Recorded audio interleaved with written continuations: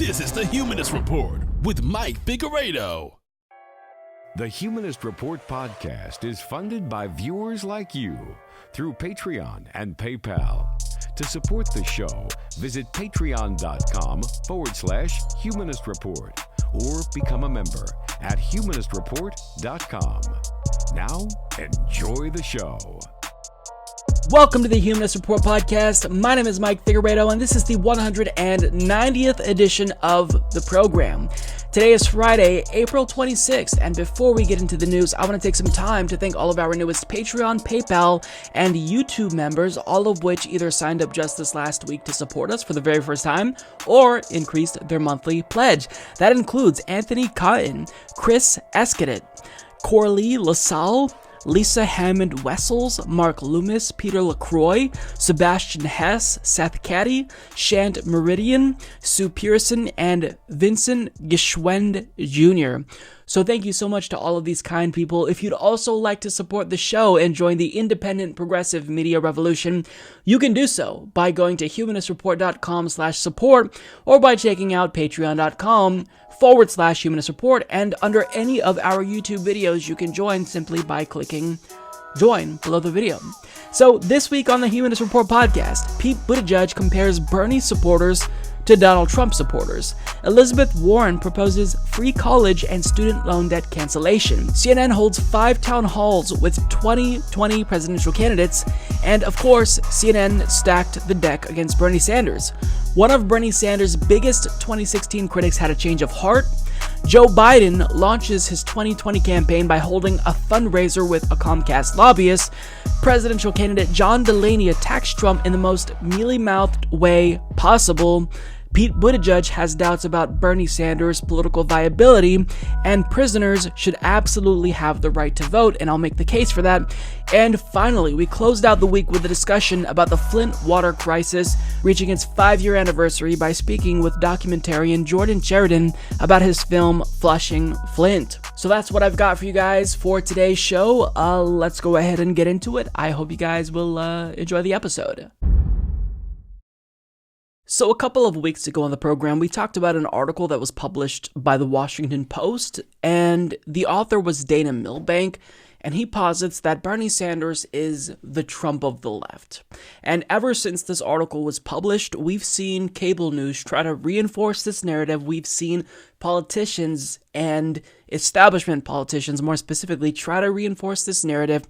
And now, right on cue, presidential candidate Pete Buttigieg, who attended What to Do About Bernie meetings secretly with Democratic Party leadership, such as Nancy Pelosi, Chuck Schumer, Neera Tanden even, he is now reinforcing this narrative as well. But rather than saying that Bernie Sanders himself is like Donald Trump, is the Trump of the left, he's saying that Bernie Sanders supporters are similar to Donald Trump supporters with respect to their anti-establishment predisposition.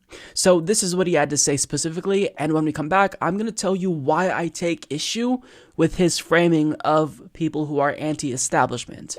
Seeing that the numbers are fine, like unemployment's low, like all that, like you said, GDP is growing, and yet a lot of neighborhoods and families are living like this recovery never even happened. They're stuck. It just kind of turns you against the system in general, and then you're more likely to want to vote to blow up the system, which could lead you to somebody like Bernie, and it could lead you to somebody like Trump. And that's how we got where we got. The reason why I take issue with what he said there, and really his framing more specifically, is because there's this underlying implication that being anti-establishment is inherently bad. There's that negative connotation associated with being anti-establishment. And he says, people who are anti-establishment because it let them down. This is why we're in this situation. Because people are anti-establishment, because they opt for Bernie, because they opt for Trump, this is why we're in this situation. So on one hand, there's the correct assumption that the establishment is pissing off a lot of people, but on the other hand, there's the secondary implication that, well, this is why we're in this bad situation, this objectively bad situation. It's because there's this anti-establishment fervor. So you kind of tacitly give the establishment a pass rather than explaining how bad it's been and why people are anti-establishment, but just to draw this equivalence between Trump and Sanders supporters even to suggest that they're on opposite sides of two extremes is harmful. Because what Trump supporters have is a fundamental misunderstanding as to why the system is not working. Whereas Bernie supporters, we're not anti-establishment because we believe that the political establishment is inherently bad. We're anti-establishment because we have a nuanced opinion, because the establishment is not working for normal Americans. And the reason why we're anti-establishment is because we view the establishment as impediments to justice, equality, environmental justice. So because the establishment is no longer working, because it is now static, we are saying the establishment needs to do better, whereas Donald Trump supporters, they don't get that. There's no complexity with their political ideology. Trump just says, look, it's immigrants, it's Muslims, and they accept what he says. Whereas with us, there's no cult of personality driving our support for Bernie Sanders. So that's why to even put Bernie supporters and Trump supporters in the same category, even if it's correct that they're both anti-establishment, what you're doing is a disservice. You are glossing over really important details that differentiates Trump supporters from Bernie supporters. And really, if you want to compare anyone to Donald Trump, any politician to Donald Trump, ideologically speaking, Pete Buttigieg is closer ideologically to Donald Trump because Donald Trump is on the far right. Pete Buttigieg is more of a centrist, and Bernie Sanders is a center-left politician. So if anyone should be compared to Donald Trump, it should be the centrists, the Pete Buttigiegs, the Beto O'Rourkes of the world, because they're the ones who are closer to Donald Trump. But yet, people like Neera Tanden promote this idea that horseshoe theory is a thing where you have two equally opposite far right and far left sides that move so far to the left and the far right moves so far to the right that they almost converge in a way. But that's not true. What I think is a more accurate representation of what's happening is fishhook theory. But understand what's happening here, and even if Pete Buttigieg is able to, I think, easily explain away this comparison here, what they've been trying to do, when I say they, meaning cable news pundits and establishment politicians, they're trying to cultivate a narrative. Be very aware of the fact that they have been deliberately trying to prime you to believe that Bernie Sanders is like Donald Trump. So can I just play who he's starting to sound a lot like, right? I pay what I owe. By the way, Donald Trump says that and is completely unashamed. I pay what I owe, and why would I pay $1 more? Okay. That's right. Every American should do that. Here are Bernie Sanders and Donald Trump talking about their books. I don't apologize for writing a book that was number 3 on the New York Times bestseller, translated into 5 or 6 languages, and that's that. I wrote The Art of the Deal, which is, in all fairness, I think the #1 selling business book of all time. Sorry, I mean, it is funny. Great. It is funny. Well, look, why are these guys so alike? So they're trying to cultivate this narrative, and that's on purpose. It's no coincidence that all of a sudden everyone in the mainstream media, everyone in the political elite class is trying to compare Donald Trump to Bernie Sanders. It's because they want people to believe, even if it is subtle, that, well, you know, we have this instability because of Donald Trump. So if you elect the left equivalent of Trump, then obviously that's going to make for more political instability, and it's unacceptable. And that's specifically why people have been calling Pete Buttigieg out here. So, for example, Ro Khanna says, come on, Pete Buttigieg, it is intellectually dishonest to compare Bernie to Trump. Bernie is for giving people healthcare, education, childcare, and more pay. He wants to blow up credentialed elitism, those who reject tuition-free college for all. And, of course, Pete Buttigieg does reject that. Nina Turner says Bernie Sanders supporters are not the same as Trump fans. Senator Bernie Sanders supporters are Democratic and independent voters, many of whom are people of color. And she goes on to cite articles that explain just how diverse and dynamic Bernie Sanders' base is. So I think that those tweets do a phenomenal job explaining why we are pushing back so forcefully against this narrative, because what Pete Buttigieg is doing by comparing Bernie supporters to Trump supporters is he is adding to this media narrative that they're all collectively trying to cultivate, that Bernie is the Trump of the left. It started with Dana Milbank, and they all started parroting the same thing, and now here Pete Buttigieg is doing the same thing. Now, he's trying to take shots at Bernie Sanders because when you are behind, if you can attack and target the front runner, it makes you more viable. It boosts your name recognition. Now, Pete Buttigieg, he doesn't have to do that because the media loves him. They are eating out of the palms of his hands, but he chose to do this. And it's because, again, he was part of that small coalition of elite Democratic Party insiders who got together, had dinner, and discussed what to do about Bernie. Now, he did release a response, and this is what he had to say. My point is that people have been motivated to want to blow up the establishment, and Bernie Sanders and Donald Trump represent radically different ways of doing that. But I think part of how each of them was able to get some appeal was by speaking to the frustration that so many Americans have with anything perceived as the establishment, anything seen as being committed to the political and economic systems that have been prevailing really for my entire life. So even though they led different voters in very different directions, I do think it is meaningful that anti-establishment candidates, the more dramatically anti-establishment, the better, be it from the left or the right, have been able to get so much support in recent years. Two things that I noticed here. First of all, he's kind of walking back his comments, but second of all, the reason why he's talking about the establishment and the perceived skepticism of anyone or anything, any entity associated with the establishment is because it's let people down. Now, why would he touch on this? Why would he even bring this up?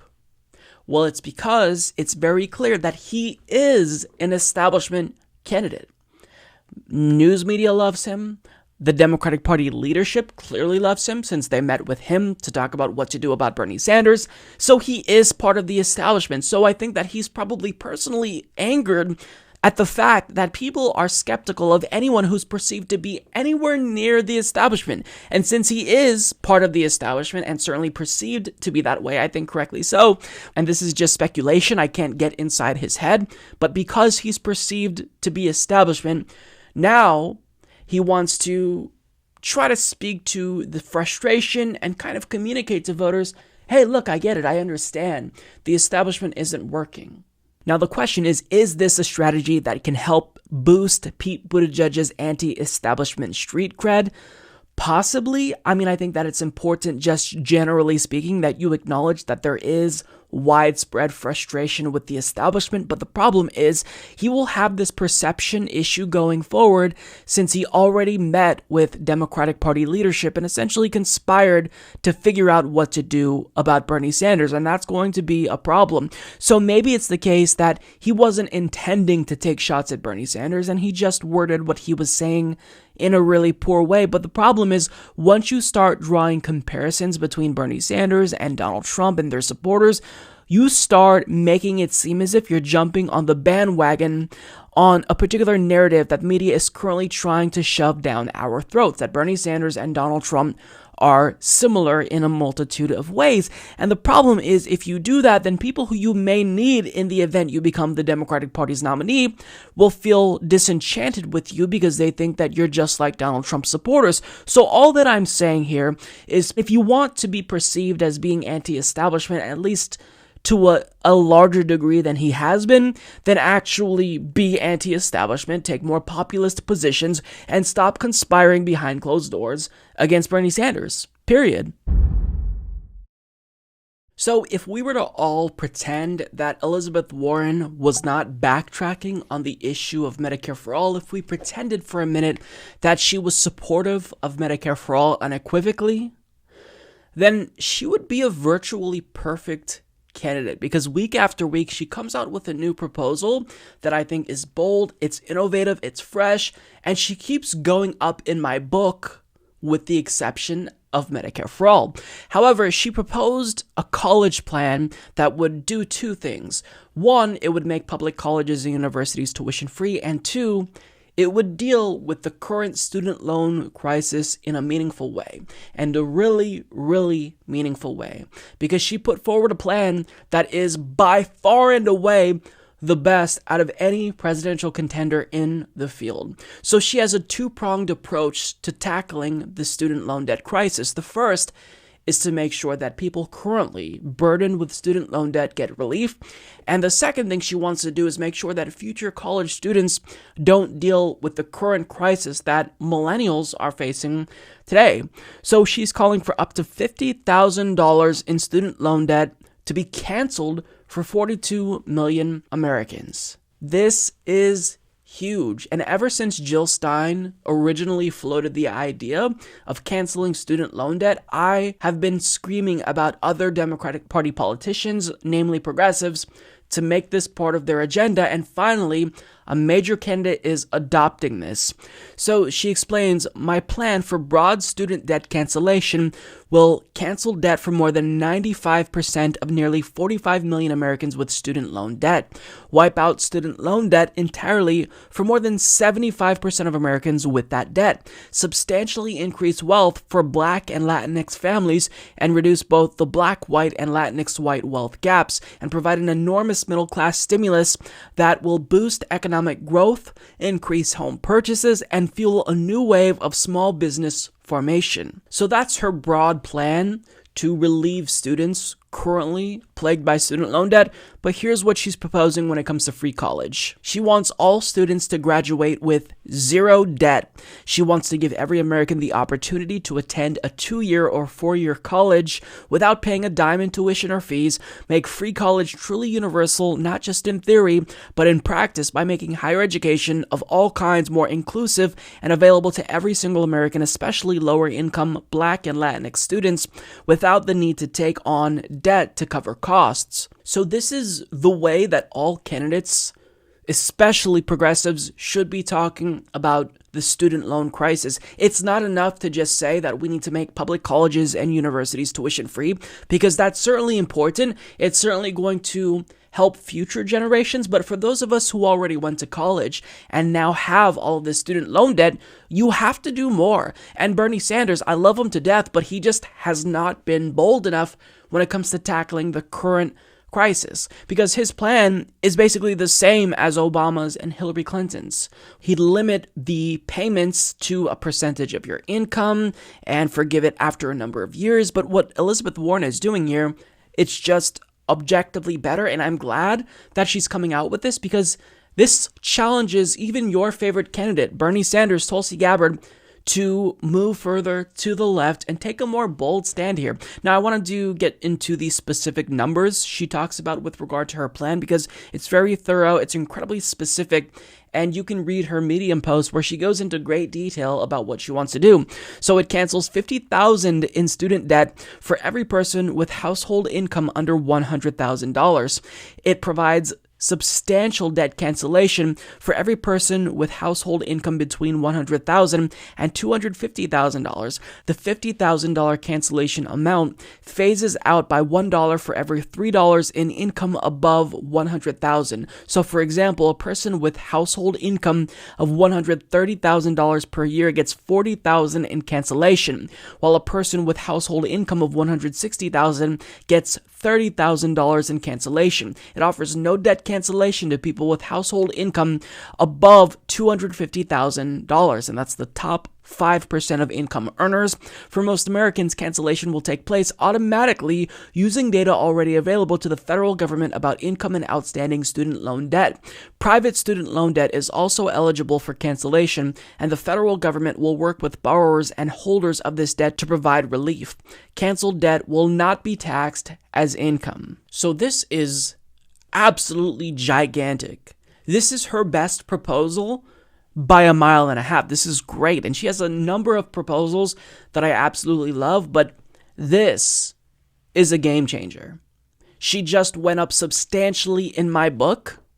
And if she actually supported Medicare for all, unequivocally, which is my number one issue, I'd say she's getting competitive with Bernie Sanders in my book. Because she may not have the political courage or the street cred that Bernie Sanders has, but this type of policy innovation is incredibly important, because we need to not just be vociferously advocating for policy ideas that we all care about, but we need to be pushing the envelope and coming up with new ideas. Now, this isn't the first person to propose student loan debt cancellation, just like AOC isn't the first person to propose a Green New Deal. This is why I think the Green Party is so important, because Jill Stein had a lot of these ideas first, and even if it took a couple of years for it to catch on, this is why I think third parties are important. But with that being said, let's get into some additional details. First of all, she's going to be able to fully fund her plan here for both student loan debt cancellation and free college, all with her 2% asset tax. That's amazing. She's creating a fund specifically for HBCUs, which is also important. These are underfunded institutions. She wants to stop giving federal money to private institutions, and she wants to prohibit college admissions from discriminating against people with criminal records and non-citizens.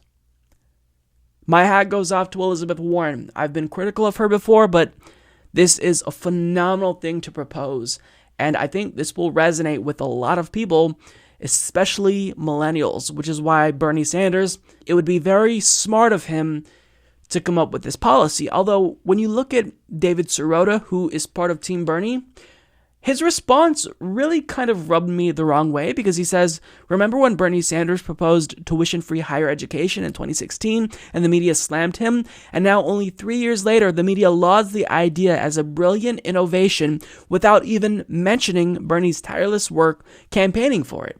Good times. Now, he deleted that tweet and put up a similar tweet with different headlines, but what I hear from that is him being defensive.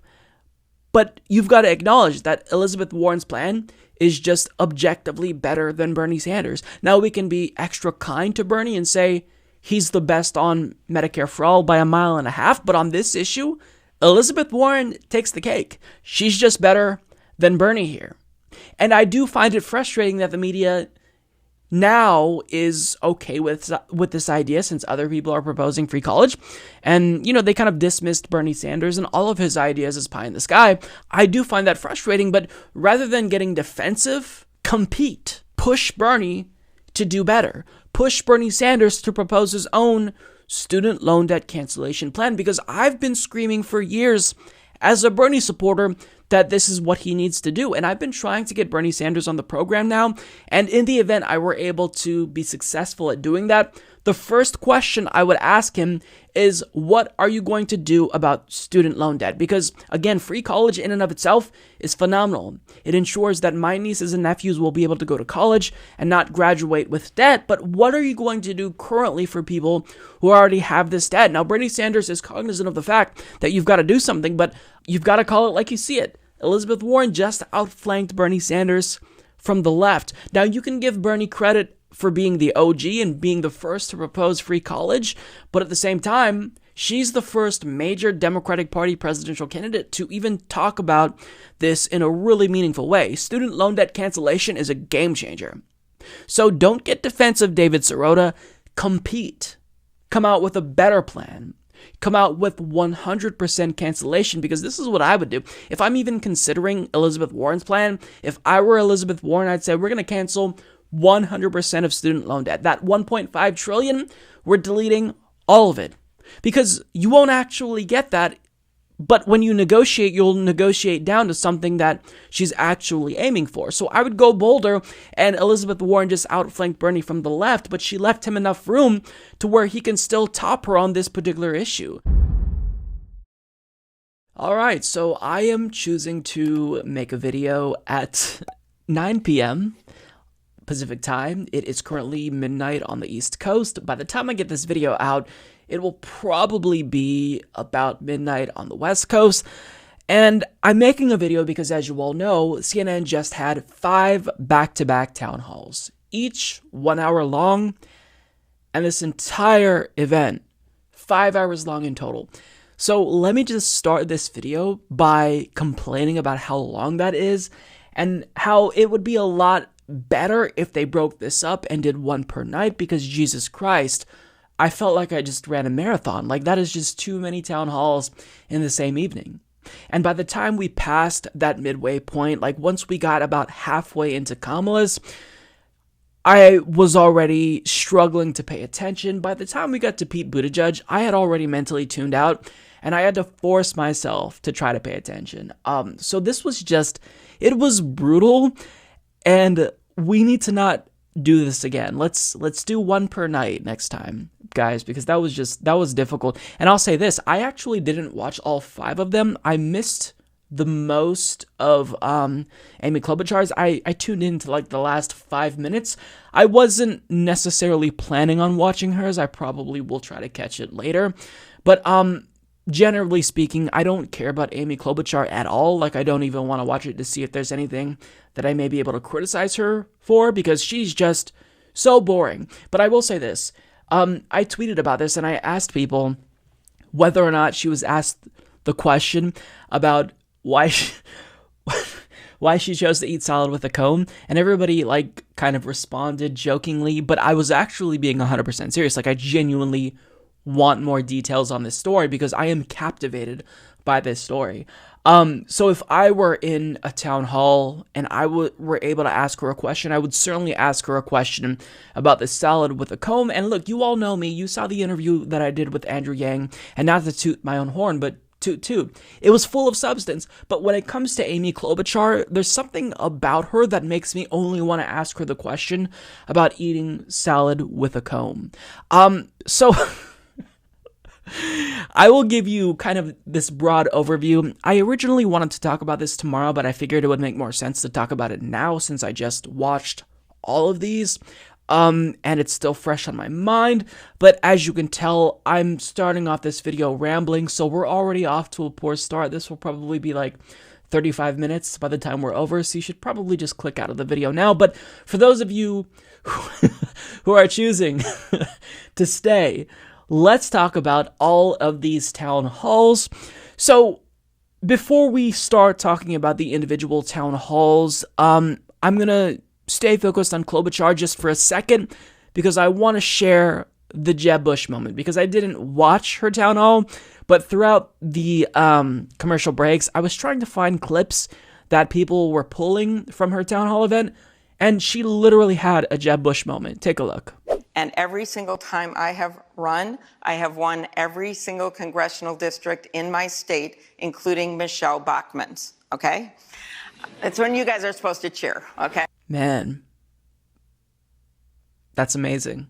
So, overall, I think that all of the candidates were asked pretty difficult questions, with the exception of Elizabeth Warren. I think that even though she was challenged to a degree, I think Kamala Harris and Bernie Sanders were challenged the most, and even Pete Buttigieg had a couple of tough questions, but overall, you cannot deny how unfair these questions were when it comes to Bernie Sanders.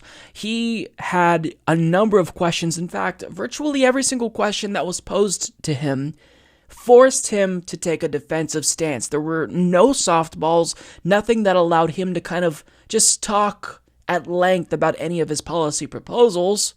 He was forced to defend himself. And there were a number of gotcha questions that irritated me to no end. So CNN is garbage. Like, I think that we need to establish that before going forward. CNN is complete garbage, and it's clear that all they were trying to do was ask questions that would generate headlines, because if you generate headlines, you may generate more views and clicks and ratings, and that benefits them monetarily. So I absolutely am disgusted with CNN. But with that being said, I'm going to try to put that aside. I'll talk about Bernie's town hall in a separate video, since that's the one that matters the most to me. But let's get to Elizabeth Warren. So I have my old-fashioned pen and paper. We're going to do it that way. And I think she did a really good job overall. With that being said, she kind of had the advantage of not having CNN jump down her throat without having biased questioners, but I think she did a good job explaining her student loan debt cancellation plan. It doesn't go as far as Jill Stein's plan, for example, but it's still phenomenal. She explained that. She explained really well about why we need to break up the big tech. So there were a lot of moments that gave Elizabeth Warren the opportunity to really shine, and I think that she capitalized on that, and she performed exceptionally well.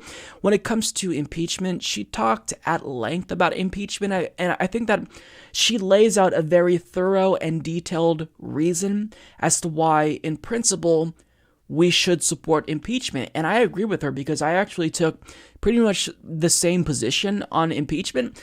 My problem, however, is that I don't trust that Democrats will not make this into a gigantic distraction. And I just know that if they focus on this, it's going to distract from the policy substance. So I worry about Elizabeth Warren's stance because even if this is a well-reasoned position, I don't trust that she's going to be able to walk and chew gum at the same time. I just don't. But her answer was great. It was convincing. I think we do need to pursue impeachment if we want to hold powerful people to the same exact standard as everyone else. So I just hope that she's able to strike the proper balance. Additionally, she had a phenomenal answer for the most part about Social Security insurance. She gave a really historical perspective about Social Security. She kind of combated some of the misinformation about it going insolvent, and she explained that that's not actually true. She talked about how Russia attacked our election. And the problem with her rhetoric, she said this 3 times, by saying Russia, quote, attacked us, that implies that you're going to take a more adversarial approach to foreign policy with Russia. And even if we should do things to protect ourselves, we should increase cybersecurity. She could be supporting efforts like Tulsi Gabbard to do that, to secure election integrity. But when you use words like Russia attacked us, I think that's inherently hawkish, and I wish that she would kind of move away from that language. But with that being said, besides that, it was great. She talked a little bit too much about her life's work. Like, she literally used the words, my life's work.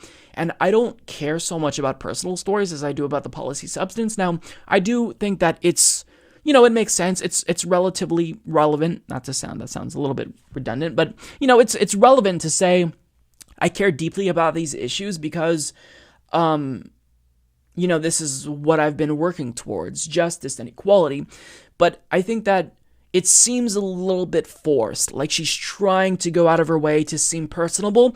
And Elizabeth Warren, when she just kind of stops trying, when she just embraces the inner nerdy wonk that she is, she absolutely shines. So I think that by and large, if she just is herself, if she stops, using the thumb point and stops taking the advice of her advisors, she would do phenomenally well. She'd do better. So overall, I don't want to shit on her performance. I think she did a great job. I actually think that she performed better here than she did at the last town hall, and that's largely because she wasn't asked a question about Medicare for all. If she talked at length about healthcare, I would probably be inclined to be disappointed again, because as we all know, last time she moved away from Medicare for all. One thing that bothered me towards the end is that she refused to really differentiate herself from President Obama, and you can see that she was clearly trying to dodge the question. So Elizabeth Warren is very transparent. You can tell when she's dodging questions, and it doesn't come off very well, I think, to the audience. But with that being said, she had the opportunity to really discuss her policies at length, and she's a phenomenal communicator. She educates people about the history of different policies. She educates people about what her plans would do specifically and how it would look in practice. And I think that overall her performance was phenomenal, and it was probably the strongest of the night out of all the town halls. But there is the caveat that she had the most softball questions. I mean, she was challenged, but again, not to the degree that Bernie or even Kamala was. So I want to move on to Bernie Sanders. So this was nothing but gotcha questions, and I'm not going to talk too much about Bernie here because I do want to get into that separately, because that's the town hall that I was most concerned with. But I'll just say this about CNN. It was evident all they wanted was gotcha questions. Gotcha after gotcha after gotcha. They wanted to pin Bernie Sanders to the wall. They wanted to corner him. And you know how biased they were when they allowed somebody, a serious person supposedly, to ask a question about how Bernie Sanders wants to implement Soviet-style policies here in the United States. And the way that this person, pitched it was, her parents fled the Soviet Union. I mean, if you are a serious news organization, you don't let this question through unless you just want to smear Bernie Sanders. And that's exactly what they were trying to do. I mean, every single question was basically aggressive. It forced him to be combative. The question about Israel, for example, it was framed in the sense that Bernie Sanders was inherently wrong for being against Israel or being critical of Israel. He was asked how he'd compromise with Republicans. And I mean, all of these questions frustrate me to no end, because when are we going to start asking Republicans when they're going to compromise with Democrats? It's always incumbent seemingly on Democrats to find common ground with Republicans. But they're the ones who are on the far right. They're the ones who are becoming so extreme that they are marching off of a cliff. But yet, everyone in mainstream media is only talking about the far left, and it is beyond frustrating. I'm going to get to Kamala Harris. So, she's a threat. She may be Bernie Sanders' biggest threat because she is politically savvy. She knows exactly what to say. Do I believe anything that she's saying? Absolutely not. I don't believe that she'd actually fight for Medicare for all, but overall, the answer that she gave to the question about Medicare for all was brilliant. Hands down, it was brilliant. Because the question was posed to her, and it's the same question that Bernie Sanders gets. What do you say to people who currently have health insurance and they want to keep their health insurance? This is what she said. Now, I'm paraphrasing. She said, we shouldn't be duped by insurance companies and let them dupe us into defending them. We shouldn't do that. That answer right there single-handedly may have been the shining spot of the entire 5 hours. That was such an amazing answer. I was actually taken aback because nobody's really talked about this in that way. Nobody responded in that way, and that's essentially the perfect response that you want to give if somebody poses this question to you in a very biased and misleading way. So that was brilliant. I mean, that was a phenomenal way to answer the question. Now, I will say this, she wasn't particularly strong when it comes to wanting to effectively eliminate private insurance companies. She always seems to kind of stumble here, and I do think that she needs to do better in this regard. But I think by and large, she's stuck to her guns. But ideally, what you want to say is, look, I'm not in favor of making insurance companies illegal, but do I want to effectively eliminate them?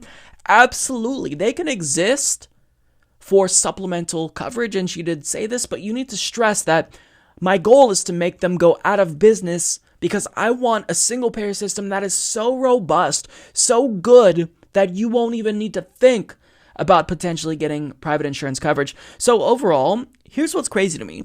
The way that Kamala Harris is talking about Medicare for all, she has surpassed Warren on this issue. Because Warren backtracks when she talks about Medicare for all. She runs away from it. When the issue of Medicare for all comes up, if you listen to Warren, she runs away from it. Kamala Harris embraces it. She runs straight towards it. So you've got to understand, the way she's talking about this is incredibly strategic, and it's going to give her a huge boost, I think. She may be kind of losing favor among the establishment because they've moved on to support Beto and then Buttigieg, but what she's talking about here, you've got to give her credit where it's due. Phenomenal. Now, overall, she did a good job. I think she did a phenomenal job. She gave a great answer on decriminalizing and really legalizing sex work. She explained how we don't want to punish individuals who are in that industry. She also gave a similar answer to reparations as Bernie Sanders. She signaled support for H.R. 40, but it's a little disappointing that she's not willing to take it further than that and actually support cash payments. But nonetheless, the fact that they're even acknowledging H.R. 40, I do think that's a step in the right direction, but progress is painfully slow in this regard. But I mean, her answer was basically the same as Bernie's. I think Bernie answered probably a little bit better here, but I can't be too hard on her. And overall, she was strong on LGBTQ rights. But one thing that I've got to say that kind of stood out to me, and I don't know if this was intentional or not, she was talking about transgender rights, and she said trans men. And I think what she meant to say was transgender women. Now, I'm going to give her the benefit of the doubt, and I'm going to assume she wasn't intentionally misgendering transgender women, but nonetheless, she's got to do a little bit better here. And just her history when it comes to trans rights, it does worry me, because when she was the top cop in California, she intervened to try to block a transgender inmate's gender reassignment surgery. Moving on to Pete Buttigieg, this was by far, out of the 4 that I watched, the most boring, the most painful, and I want to show you my tweet. So going into this, I predicted that he would say something to the effect of, in 2054, when I'm the current age of the current president, and he did that. My prediction came to fruition because towards the end, at I think minute 57, he said exactly what I predicted he would say. Now, does he say this in every single interview he does? Absolutely. So does that make me a clairvoyant? No, it doesn't. I'm not a wizard. I don't have a crystal ball. But what I think that we need to acknowledge is that this is a very scripted candidate. If you watch enough interviews with him, you can memorize his talking points and the script that he uses, that he sticks to very closely. Now, he's not like other politicians to where when he deviates from the script, he just falls off a cliff, because I think he performs well when he goes off script, and you can tell when he's going off script. But with that being said, this really is something that bugs me, because politicians, I mean, we all have talking points, right? Even I have talking points. I say the same shit all the time. But to be that scripted is so frustrating to me, because it's just typical politician bullshit. And I think we're all sick of that. We're sick of the thumb point. We're sick of all of these rehearsed lines, these focus group driven, tested lines that irritate me. Now, I do want to give Anderson Cooper some credit here, because he actually did call out Pete Buttigieg for lack of policy substance. CNN did field relatively difficult questions. There was a student from Oregon who asked him about demolishing more than 1,000 homes in South Bend, Indiana within 1,000 days, and how that disproportionately impacted blacks and Latinos. Somebody asked him about why he chose to fire or demote the first African-American police chief. These are all difficult questions, and I don't think he answered them adequately, in my view. In fact, I don't really know what to even take away from his answers. I feel like I didn't learn anything from his answers. Because the thing about Pete Buttigieg is that he talks so long, and he explains things in such an indirect, almost amorphous way, that by the time he's finished answering the question, you forgot what the question was. He takes you on this long, boring journey, and sitting here watching this, I can't help but think, Jesus Christ, just stop talking. Like, he's got to be more concise, because Jesus, it's hard to listen to him. It honestly is. He's a bright guy. He knows what he's talking about clearly, but he just takes the time to almost filibuster, it seems like, an answer in the most longest way. But you've got to be punchy. Like, you've got to be able to respond to questions in a really quick, concise, and meaningful way. Otherwise, on a debate stage against Donald Trump, you're going to get pounded into the pavement. You just are. Because Trump, he can answer almost any question in 1 or 2 sentences. Pete Buttigieg needs like 10 minutes to answer a simple question. He also addressed the Sanders attack, and again, he rubbed me the wrong way, and it's because he's bad on this topic. He says that people narrowed down their choices in 2016 to Bernie Sanders and Donald Trump. And these are all anecdotes. Polling doesn't show that, but these are anecdotal examples, so we can't disprove them. But I call bullshit. I call bullshit. Are there people who originally supported Bernie but then flipped and voted for Trump? Yes. But how large is that percentage? It's smaller than the percentage of people who voted for McCain but supported Hillary Clinton during the primary in 2008. So here's what I think he's doing. He's trying to make the valid point that people are disenfranchised and disenchanted with the political establishment, but at the same time, it seems as if he's also trying to launch a soft defense of the establishment almost, because I think he knows that he's perceived to be an establishment candidate, because the establishment loves him. He attended What to Do About Bernie dinners with Chuck Schumer and Nancy Pelosi. So I think that he knows what he's doing. He's just savvy enough to try to hide what he was really trying to do. And that is, he was trying to prime us to think about Bernie Sanders as a Trumpian candidate, because we all know that Dana Milbank, he promoted this narrative in the Washington Post. Bernie is the Trump of the left, and Pete Buttigieg is doing the next logical thing. He's extending that to Bernie supporters. They're also like Trump supporters. So I'm not buying what he's selling here. Additionally, he says that incarcerated people should not vote. Now, what I hate about the way that CNN framed this question was they made it seem like, well, you know what? It's only going to be the murderers and the rapists, the sexual offenders, the terrorists who are going to vote. But that is such a disingenuous, superficial way to talk about this. It's a superficial way because if you are not allowing people who are incarcerated to vote, you are essentially stripping them away a crucial portion of their citizenship. And to remove citizenship and what's entailed, all the benefits entailed with that, I feel like that's a form of cruel and unusual punishment. And if you believe in democracy, then you can't support democracy with the caveat, I support universal suffrage. But either you do or you don't. This is a very black and white issue. And if you truly are for democracy, then 100% of the population should be voting. 100%. You know, in Scandinavian countries, in some at least, they literally campaign in jails and prisons. So really, I think that the judgment of how well a society is performing, I'm going to butcher a quote here, but it's not how well they treat the people who are best off in society, but it's how well they treat the people who are worst off in society. And the fact that this crowd of Harvard students, that they cheered that, it shows that they don't really care about the nuance. For the most part, this entire crowd irritated me because they asked moronic questions for the most part. They asked awful questions, and it really, this caricature that I had in my mind of Harvard students being pretentious and douchey, they pretty much lived up to that expectation. So of course they're going to cheer, disenfranchising felons.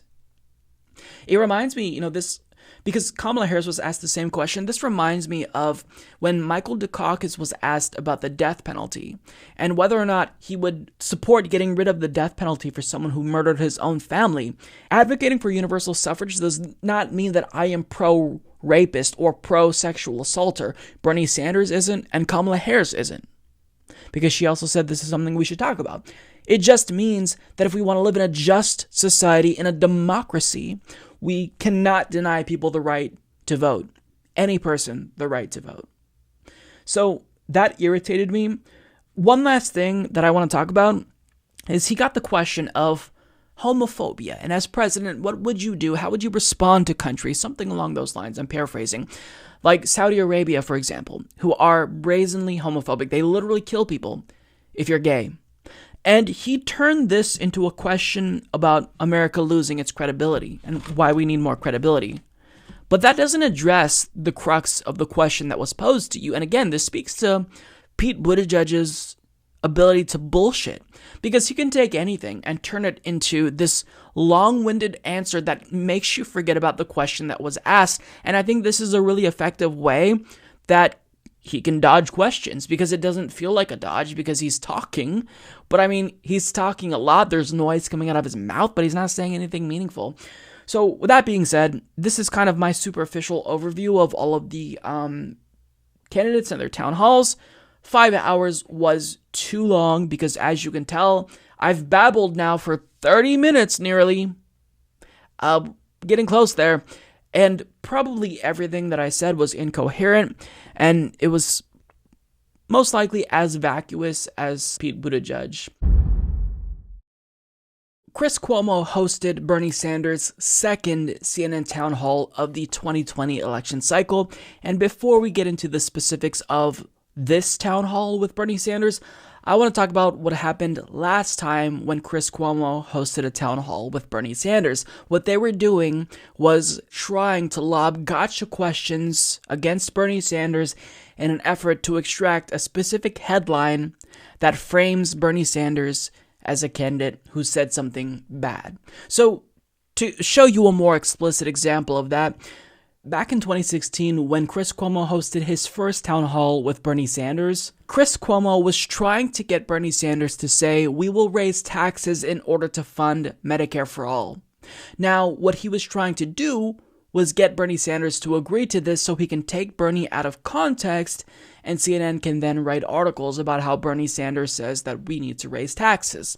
But the problem with that is when you remove away the context, you're not telling people, if your goal as a news outlet is to educate people, you're not telling them that overall you're going to net save them money because you're also eliminating private health insurance premiums and copays and deductibles. But nonetheless, all they wanted was to take Bernie out of context and communicate to you that he wants to raise taxes and therefore he's bad. Well, guess what? Unsurprisingly, they did it again. So when it comes to this question here of whether or not felons who are currently incarcerated should be able to vote, the way that they framed the question was to take the most heinous crimes, people who are terrorists, people who are rapists, and say, well, Bernie, you want these people to vote? So the person who asked that question was obviously anti-Bernie Sanders, and the reason why we extend suffrage universally is because we believe in democracy.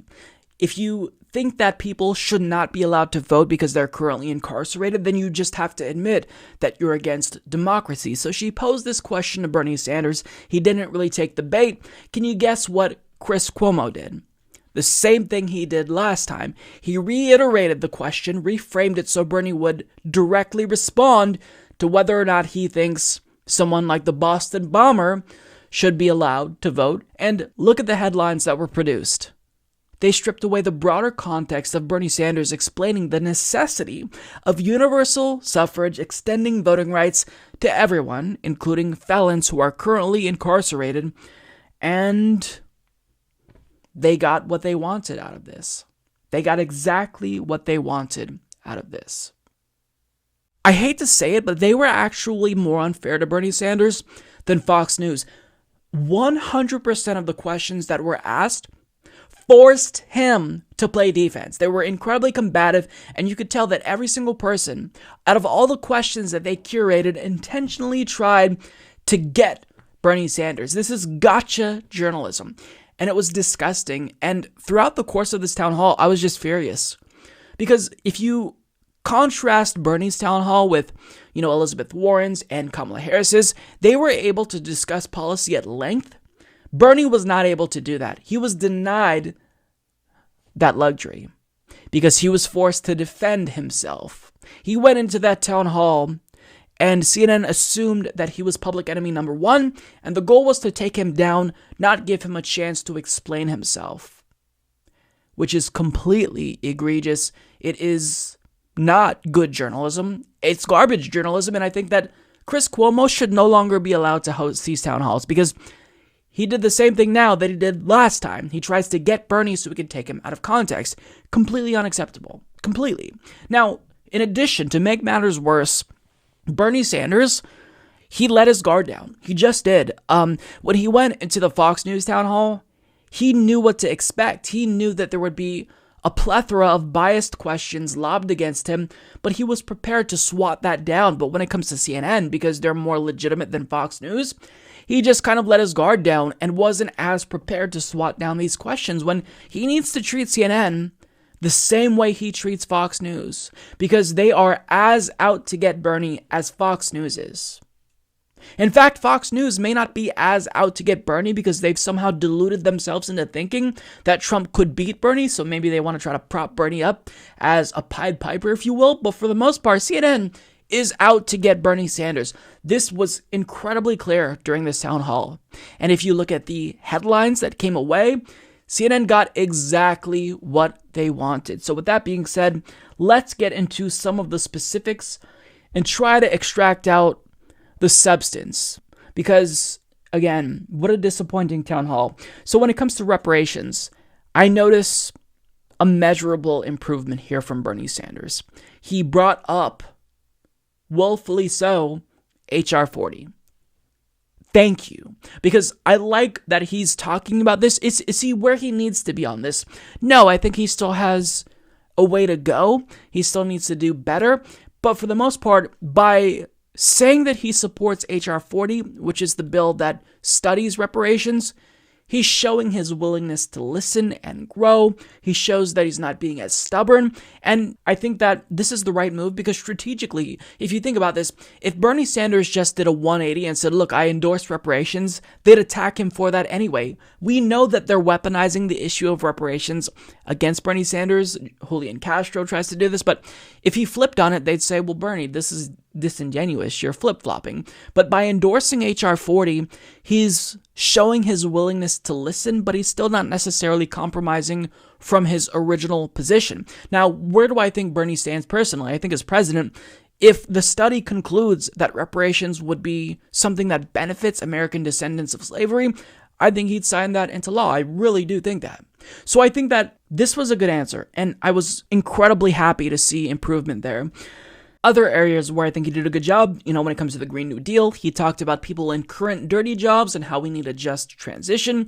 When it comes to student loan debt cancellation, he was asked about Elizabeth Warren's plan, and he kind of, signaled a willingness to learn more about it. Overall, he needs to get on board with student loan debt cancellation. This is something that I, as a Sanders supporter for many years now, have been begging him to take notice of and pay attention to, and it's nice to see that he's being influenced by Elizabeth Warren from the left. So I hope to see movement here, as we saw with reparations. When it comes to the issue of compromising with GOP, he said, look, I'm willing to work with Republicans, but I'm not going to jeopardize my own position. I'm not going to sacrifice my own principles. I thought that was a great answer.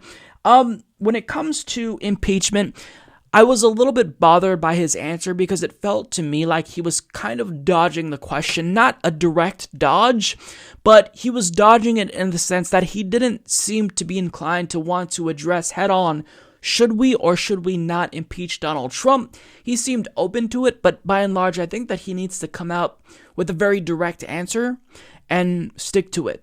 But with that being said, I think that he was probably, even though his answer was not as lengthy as Elizabeth Warren's, he was more nuanced in discussing the issue of whether or not Democrats can actually pursue impeachment without getting incredibly sidetracked. I think Bernie is right to stay focused on the policy substance, and if I had to choose a course of action, it would be for them to stay focused on policy, because I have no faith in Democrats. I think if they pursue impeachment, this is the only thing that they're going to talk about. And I even have my doubts about Elizabeth Warren. Can she actually pursue impeachment while talking about policy simultaneously? Now, we'll have to see how that turns out. So far, it's going well for her because she advocated for impeachment over the weekend, but she came out in favor with this amazing student loan debt cancellation plan. And, we'll have to wait and see, but I think his answer for the most part was sufficient. He's more nuanced than Warren, and I think that if you kind of combine both of their answers, you have the amalgamation of a perfect response. With that being said, let's get back to the topic of CNN and their bias. Somebody literally posed the question that their family escaped the Soviet Union. Therefore, Bernie, you need to explain why you are proposing Soviet-style policies to implement in the United States. This question nearly made my head explode. My father's family left Soviet Russia in 1979, fleeing from some of the very same socialist policies that you seem eager to implement in this country. How many people did this question have to go through? The person who posed the question, the college student from Harvard, who is not bright enough to realize that there's a difference between social democracy and a Soviet-style authoritarian country. But nonetheless, she thought this was a good question. The CNN producers thought this was a good question, and they greenlit this question, which was obviously just a smear. Because they want people, CNN specifically wants people to think that Bernie isn't just a social democrat. He's not just advocating for a Scandinavian type of social democracy or Scandinavian-esque redistributive policies. He supports Soviet Union type of socialism. You can tell how how his head almost exploded when he got that question, because he said, are you basically accusing me of supporting authoritarian socialism? Is it your assumption that I supported or believe in authoritarian communism that existed in the Soviet Union? I don't. I never have, and I opposed it. That was the dumbest question out of the entire 5 hours. And I really mean that. Like, the person who asked that question needs to educate herself.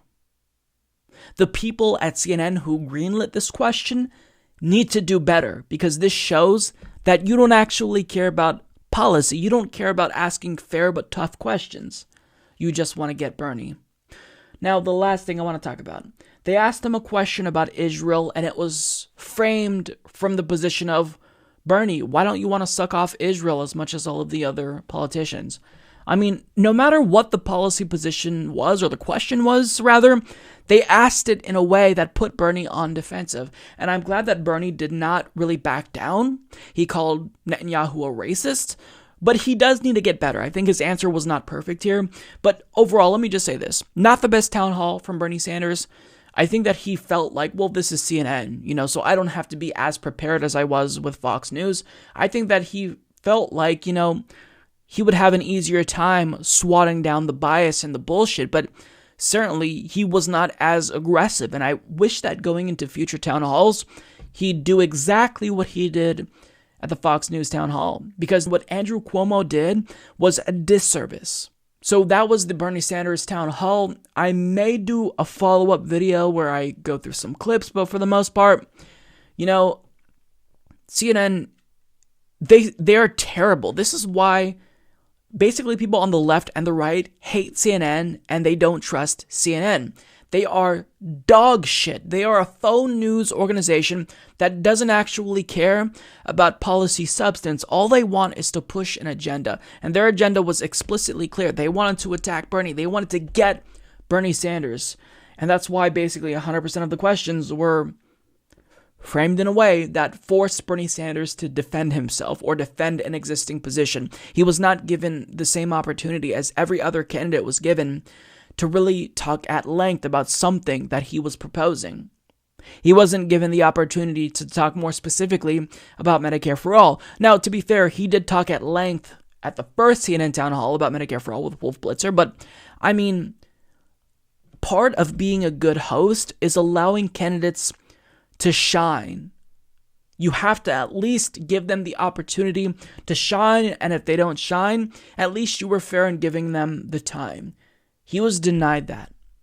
And it wasn't just Bernie who was wronged here, it was the American voter. The average person who maybe genuinely wanted to know more about Bernie's policy positions, but was forced to watch this pseudo-journalism where they just tried to get him. Unbelievable. Shame on CNN. So let's talk about this article from The Nation, which I find absolutely fascinating. So it's written by an ex-Clinton staffer who was formerly a Hillary Clinton loyalist, but is now saying, I've changed my mind about Bernie Sanders. I've had a change of heart, and I think that Democrats should not try to hobble his campaign.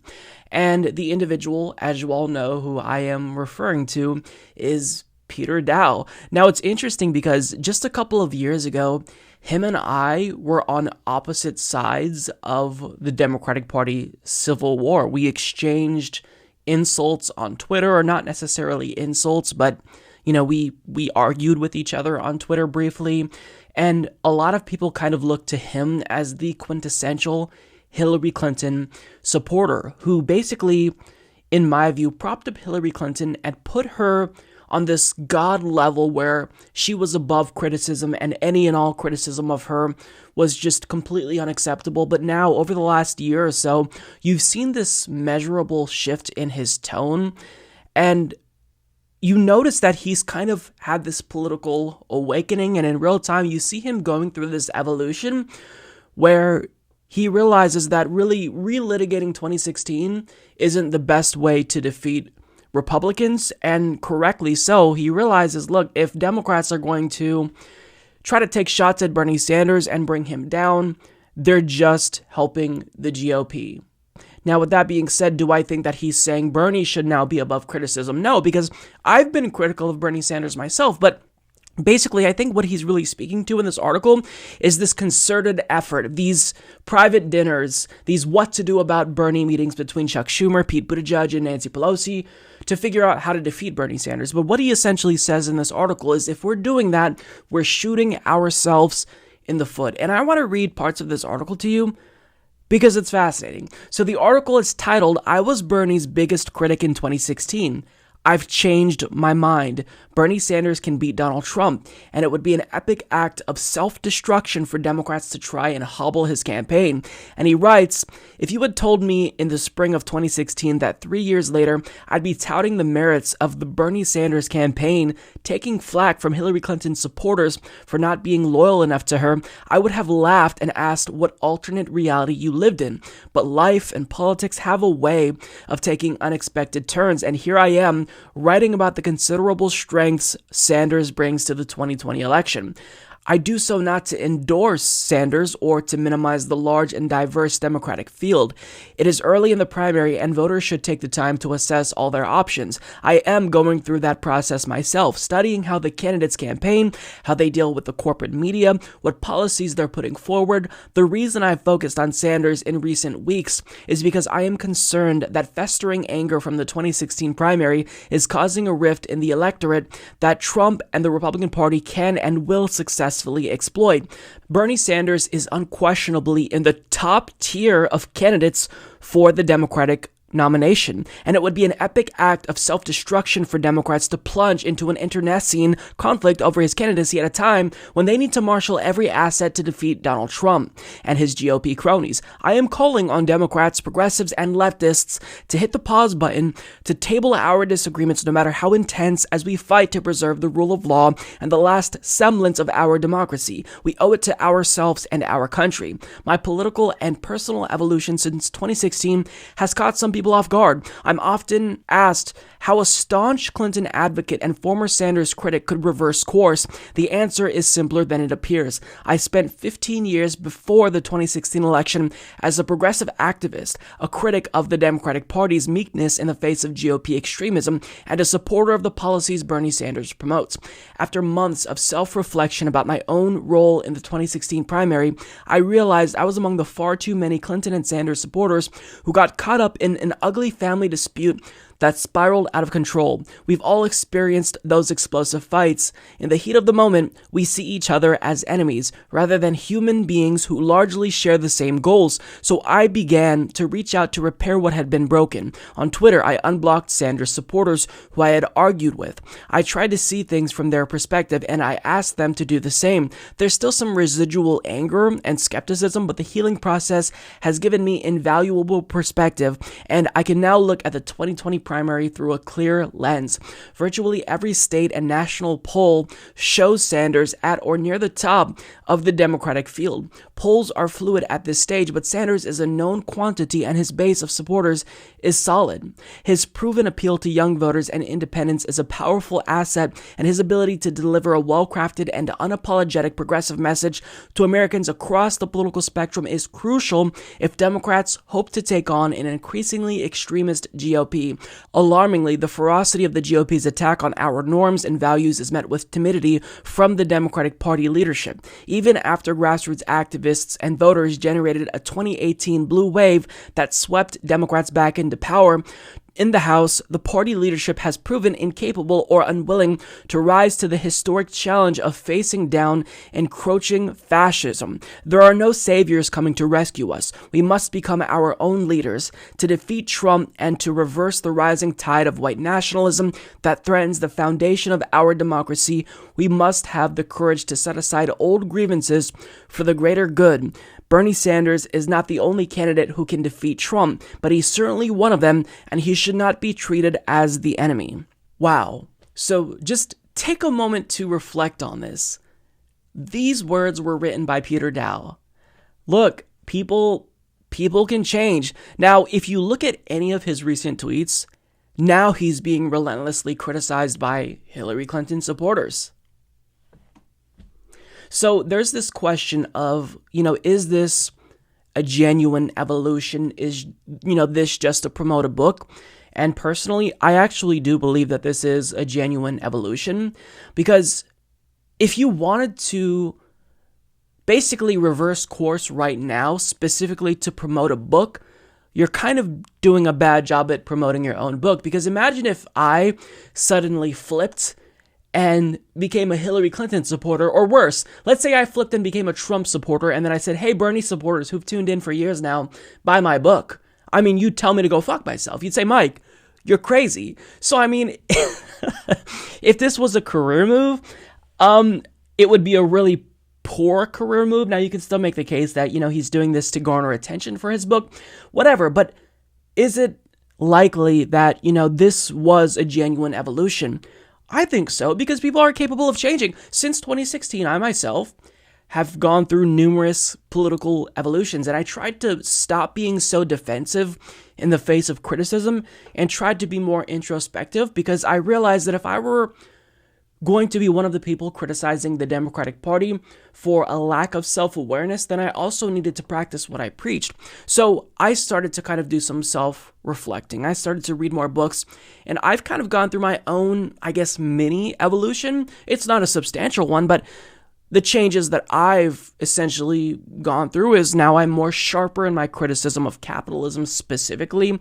I think I name and shame white supremacy more because I don't think I've spoken out as forcefully against that. And furthermore, I tried to stop relitigating 2016 because at this point, I'm so sick of talking about 2016.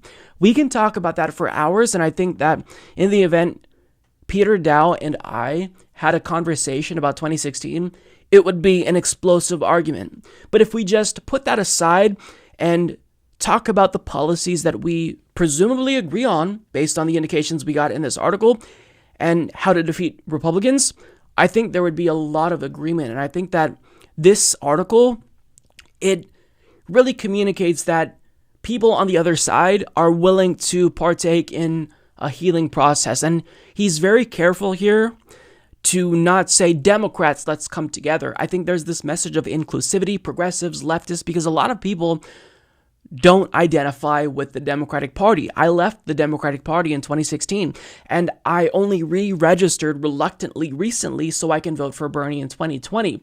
Now, the reason why I re-registered so far in advance was because I worry about any shenanigans that might come up that might prevent me from registering ahead of time. But, for the most part, I still don't identify with the Democratic Party.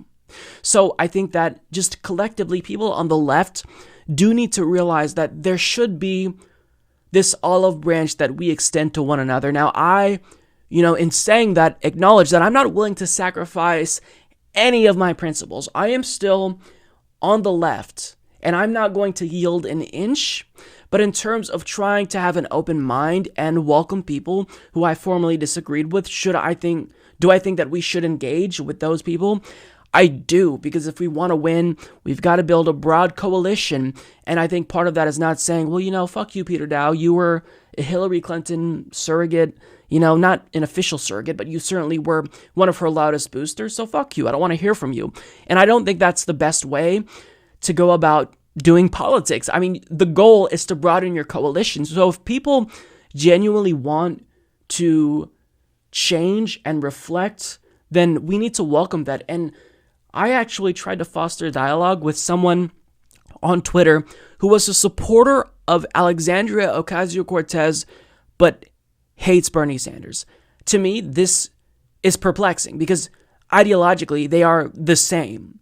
AOC may be slightly to the left of Bernie Sanders on some issues, but I mean, by and large, it's inconceivable to me that someone can support AOC but not Bernie Sanders. So I tried to engage in dialogue, and this person, in good faith told me the reasons why they don't support Bernie Sanders, but they support AOC. It had to do with race and how they don't think that he speaks to the issue of race relations good enough. And even if I disagreed with their assessment, I do think that what kernel of truth I was able to take away from that person and from that exchange, it was helpful because we have to tailor our message to broadcast it outside of our own progressive echo chamber, because we can talk all day long to each other in mainstream media or in indie media about how bad the mainstream media is and about how our progressive message is the best, but we've got to try to find a way to market it in a way that will reach people outside of our own bubble. And I think that that's kind of what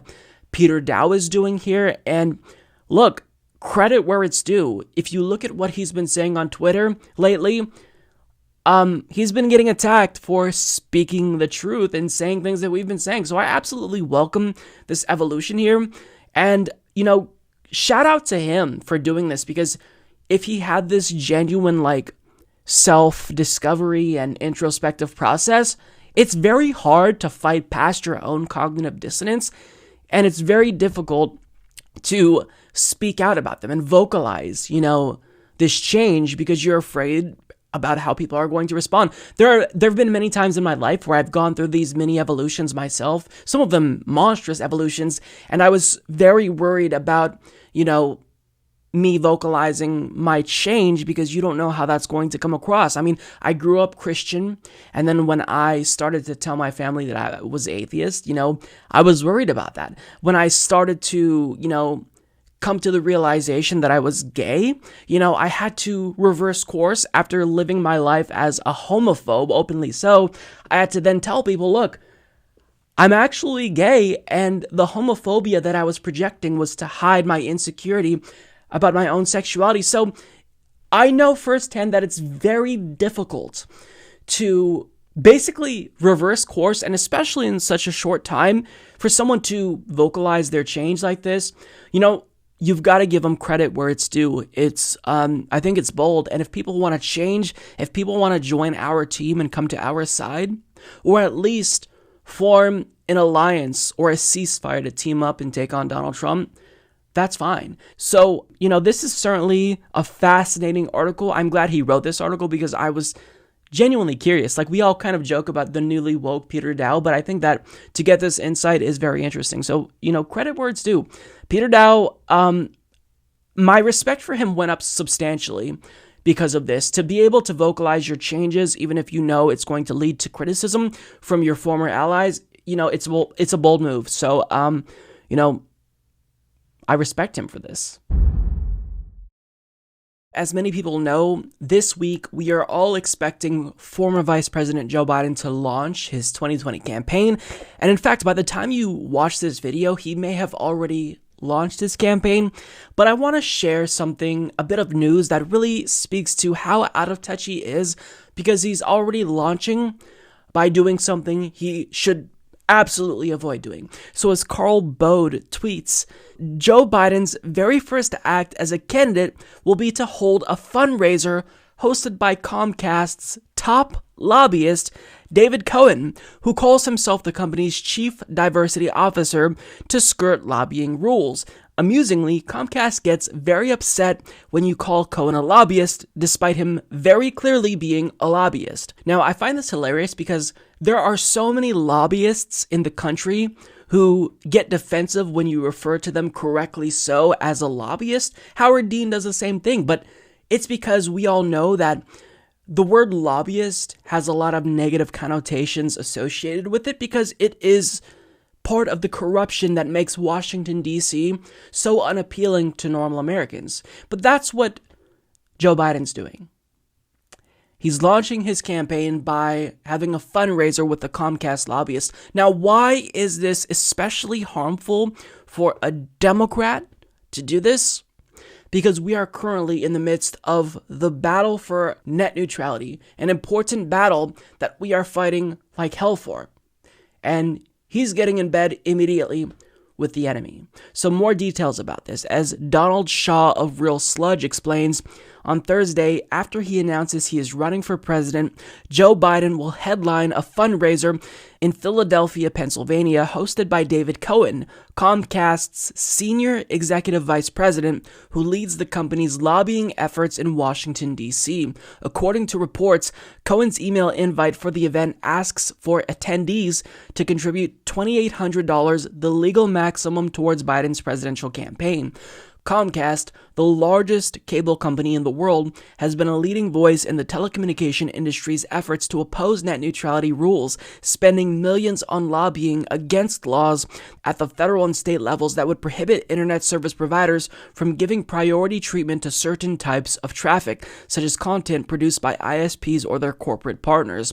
The federal government is currently deadlocked on net neutrality. The Democrat-controlled House of Representatives recently voted in favor of restoring net neutrality rules, but the Republicans who control the Senate, as well as the Federal Communications Commission, led by former Verizon attorney Ajit Pai, are staunchly opposed to enforcing net neutrality through laws or regulations. The Democrats' next chance to enact net neutrality won't come until at least after the 2020 elections, when the balance of power in Congress and the White House may be reshuffled. If Biden were to be elected president, it's not certain that Democrats and net neutrality backers would have support from the White House. Now, it may seem counterintuitive to think that Joe Biden wouldn't deliver us net neutrality after he came from Obama's administration, who secured Title II for us, but you've got to go back and remember what happened back in 2015 and 2014. So when Barack Obama appointed Tom Wheeler as FCC chair, Tom Wheeler came from the industry. He was a Comcast lobbyist who originally was trying to destroy net neutrality. He said, we're not going to allow internet service providers to block and throttle content, but maybe we should allow them to set up fast lanes. So if Netflix, for example, pays Comcast $100 million per year, then they get faster internet speeds. So that's what he was pushing for. And then grassroots activists essentially forced him to reverse course. And then since there was so much pressure put on Obama's administration, he was forced to come out and say, I don't think that we should be doing this. Fast lanes is essentially a way to destroy net neutrality. And then Tom Wheeler basically had no choice. He had to follow what the sitting president wanted. But Joe Biden, for the most part, I'm not so sure that he would be as open to reversing course as Obama, because he's been a long-time skeptic of net neutrality. In fact, he has come out against supporting net neutrality bills previously. In 2006, when he was a senator from Delaware serving on the Judiciary Committee, Biden said that he did not think net neutrality rules were needed. Quote, Biden indicated that no preemptive laws were necessary because if violations do happen, such a public outcry will develop that the chairman will be required to hold this meeting in this largest room in the Capitol, and there will be lines wandering all the way down to the White House, CNET reported. In 2007, Biden declined to co-sponsor the Internet Freedom Preservation Act, a bipartisan bill that would have amended the Communications Act of 1934 to include net neutrality protections. Comcast was a top contributor to Biden's Senate campaigns, according to data compiled by the Center for Responsive Politics. Individuals affiliated with the company gave Biden $84,500 from 1989 to 2010. So are you noticing the pattern yet? He took money from the industry, as do many anti-net neutrality individuals in Congress, and then he did their bidding. He said, we don't need net neutrality. The public outcry, it's going to be so overwhelming. These companies aren't going to want to violate the principle of net neutrality, except he showed how ignorant he is because, first and foremost, most of these internet service providers have monopolies. So if they violate net neutrality, you don't have a choice. Like Comcast just imposed data caps on my internet service. What could I do about that? Could I threaten to cancel? No, because they are the only people in my area that actually offer high-speed broadband, at least as fast as the speeds that I need for uploading and downloading content to run a podcast. I had no way to voice my grievance because there's nothing I could do. So there's monopolies, and second of all, we saw how in practice that did not play out, because there was an overwhelming amount of people who spoke out in 2017, and Ajit Pai still went ahead with the repeal of net neutrality, regardless of us essentially begging him to not do that. Now, to be fair to Biden, this was back in 2006 and 2008, so maybe it's the case that he had a genuine change of heart, However, I'm not going to be charitable here and give him the benefit of the doubt, seeing that he's launching his 2020 campaign by allowing a Comcast lobbyist to hold a fundraiser for him. So, I mean, essentially the bare minimum, what's expected of a Democratic Party presidential candidate supporting net neutrality, something that even the most corporate Democrats in the House, Nancy Pelosi, Chuck Schumer in the Senate support, we can't be sure that Joe Biden will support that policy. He is so out of touch. I don't even understand why he thinks he should run. I get that he feels emboldened to run because he's pulling ahead of everyone else, but I really think that once people realize how out of touch Joe Biden is, once the nostalgia fades away, and once they take off those rose-colored glasses and they realize, those warm and fuzzy feelings I felt about Biden because I associated him with the Obama era, it was bullshit, I think he's going to fail. Like, for me, when I go back and I play these old video games that I feel nostalgic about, I realize, wow, these don't really, stand the test of time. The graphics are a little bit too bad for my liking. The gameplay isn't as good as I remembered it. And you kind of see it for what it is. I don't want to go backwards. I want to go forward. That's what I hope voters, realize with Joe Biden. But we'll have to wait and see. But this is an awful sign. One of the easiest positions to take as a Democrat, Joe Biden is presumably not taking. Over the course of the last couple of weeks, we've seen Mayor Pete be a little bit more confident and more direct in kind of tacitly calling out the other candidates. He's been taking these indirect shots at Bernie Sanders as of late, and I don't know what he thinks he's going to accomplish, but this obviously undermines the Democratic Party establishment's plea for unity. Because obviously, if they're going to say Bernie Sanders and his supporters should play nice, then don't you think that they'd follow their own advice? Apparently, that only applies to us, and they don't have to follow that same standard. But a couple of weeks ago, he kind of took a thinly veiled shot at Bernie by saying, we can't, expect to win if we have these loud liberals screaming, something to that effect. I'm paraphrasing. I know Kyle did a video about this, so I would encourage you to watch that. Just this last week, he compared Bernie Sanders supporters to Donald Trump supporters, and now he is raising doubts about Bernie Sanders' ability to defeat Donald Trump in the event he becomes the party's nominee in 2020. Now, as Rachel Frazen of The Hill reports, Democratic presidential candidate Pete Buttigieg said he doubts fellow hopeful Senator Bernie Sanders can beat President Trump in a general election. I have a hard time seeing the coalition ultimately coming together there, the South Bend, Indiana mayor told the New York Times. Buttigieg added that at the time, people were refreshed by the novelty of that boldness of Sanders' ideas, but that they are now less exciting. So there are two things that I immediately think when I hear him say this. First of all, is this a strategy that you and Nancy Pelosi and Chuck Schumer agreed to at your What to Do About Bernie dinners?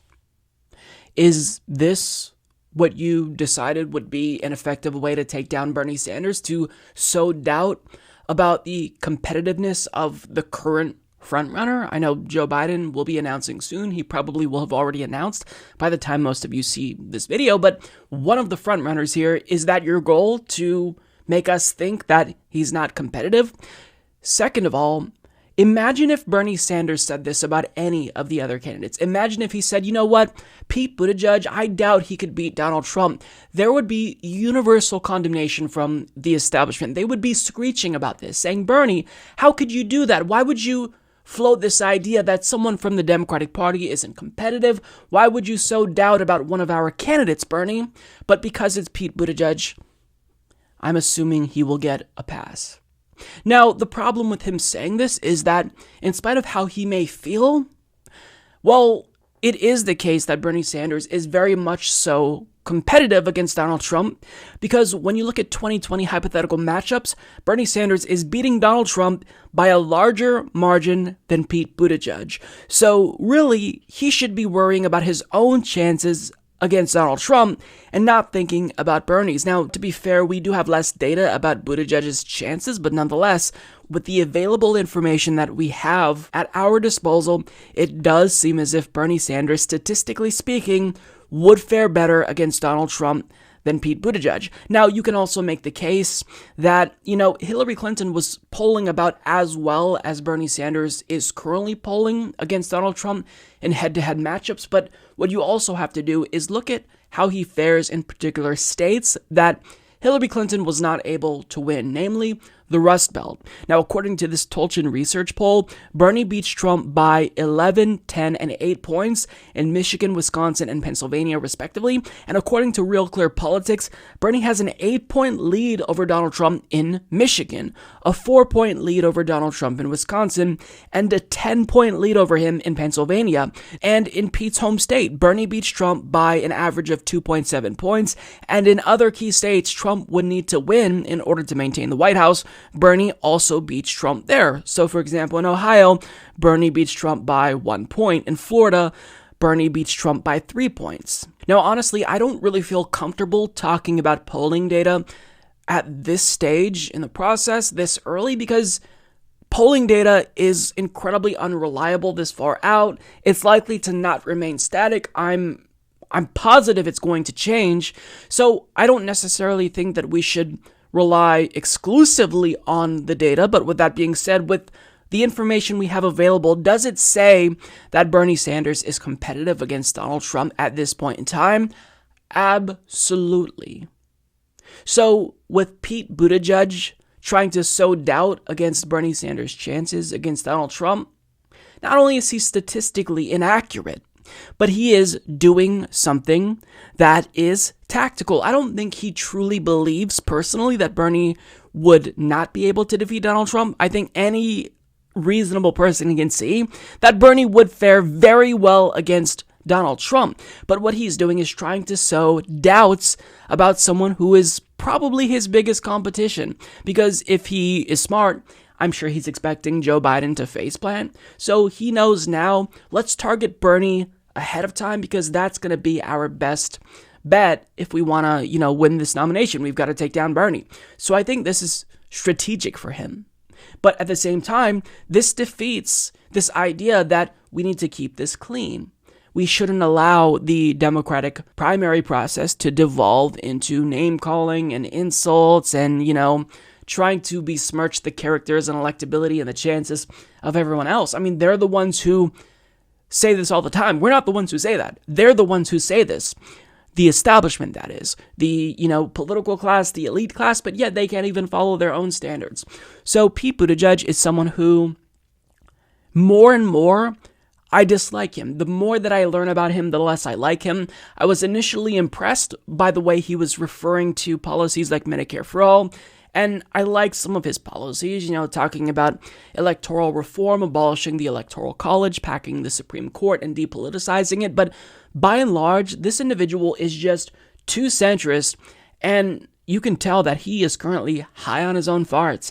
Because to attack the frontrunner, to attack someone who's incredibly popular, and really to piss off the voters who you may need in the event you secure the party's nomination, is a really stupid thing to do. I mean, we saw what happened in 2016 when Hillary Clinton basically spat in the eyes of the Democratic Party's base. So for you to start shit-talking this early about someone who is beloved, I mean, you can do that. That's on you. But don't expect it to pay off for you.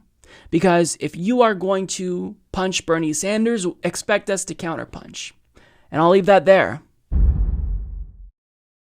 So, 2020 presidential candidate John Delaney just released an anti-Trump campaign ad that I think will undoubtedly ruin Donald Trump. I'm sure that this will be the final nail in his coffin because what he is pledging to do, what John Delaney wants to do, is so profound, so powerful that he's proposing we all hit Donald Trump where it hurts. This is what he is suggesting that we do.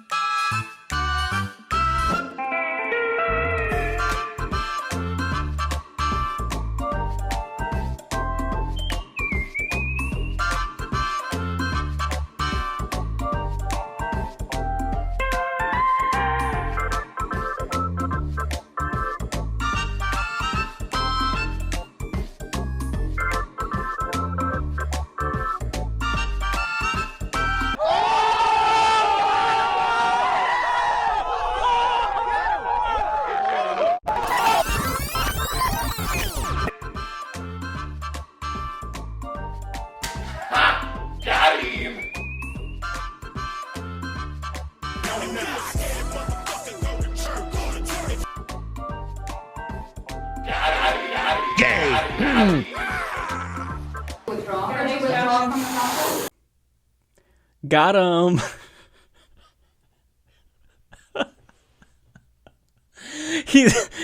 Donald Trump will never be able to recover from this.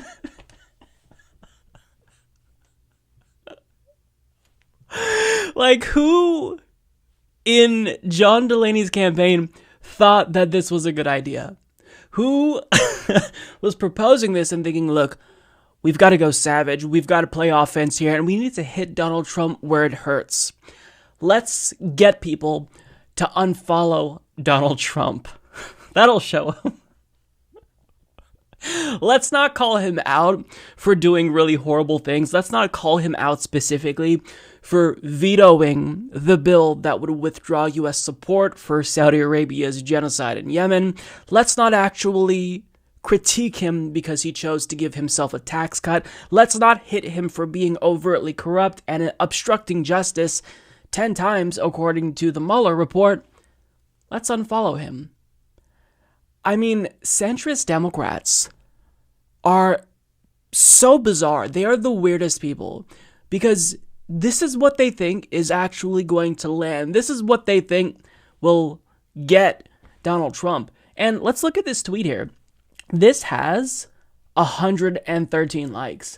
I mean, and he's trying to start this hashtag. What do you think you're going to do? I mean, I could make a random tweet that is the most idiotic, benign thing ever, and it would get more traction than this. But I want to go through some of these responses because the internet pretty much did what I expected it to do, and they clowned on him relentlessly. This person is following John Delaney. This person sharing a Simpsons meme. I'm helping.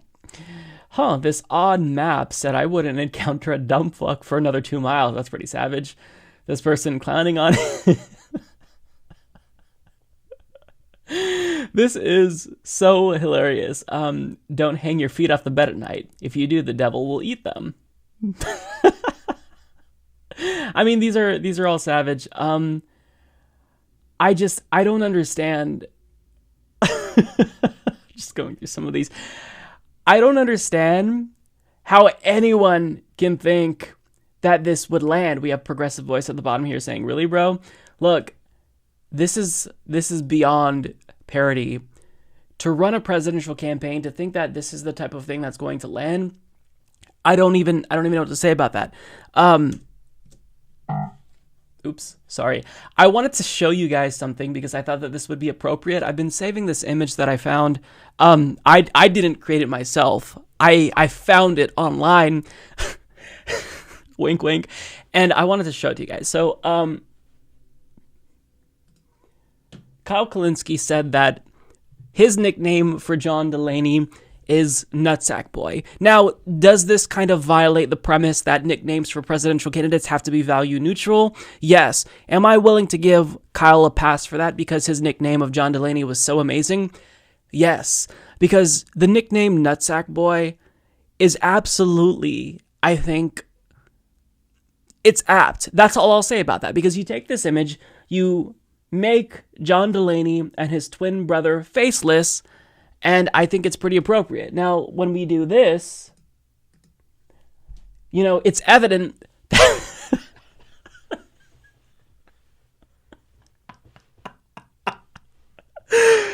Oh, fuck. It's evident that Kyle coined the best nickname ever. I need to absolutely take this off the screen before I get a age restriction on my video.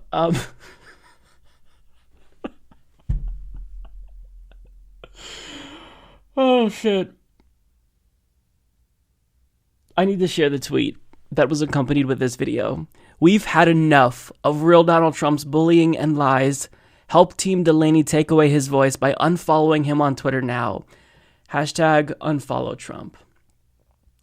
John, you have to suspend your campaign. This is embarrassing at this point. It's absolutely embarrassing, and I genuinely feel bad for making fun of him. And please understand that I am fully aware of the fact that this video is useless. You are learning nothing. There's no policy substance here whatsoever, but at the same time, it does speak to the vacuousness of John Delaney, because he could choose to hit Donald Trump. I mean, there are dozens of things you can hit Donald Trump for if you want to attack Donald Trump, which you should. But to suggest that we unfollow Donald Trump, I mean, what do you think this will accomplish? Let's say, at best, you get 10,000 people to unfollow Donald Trump.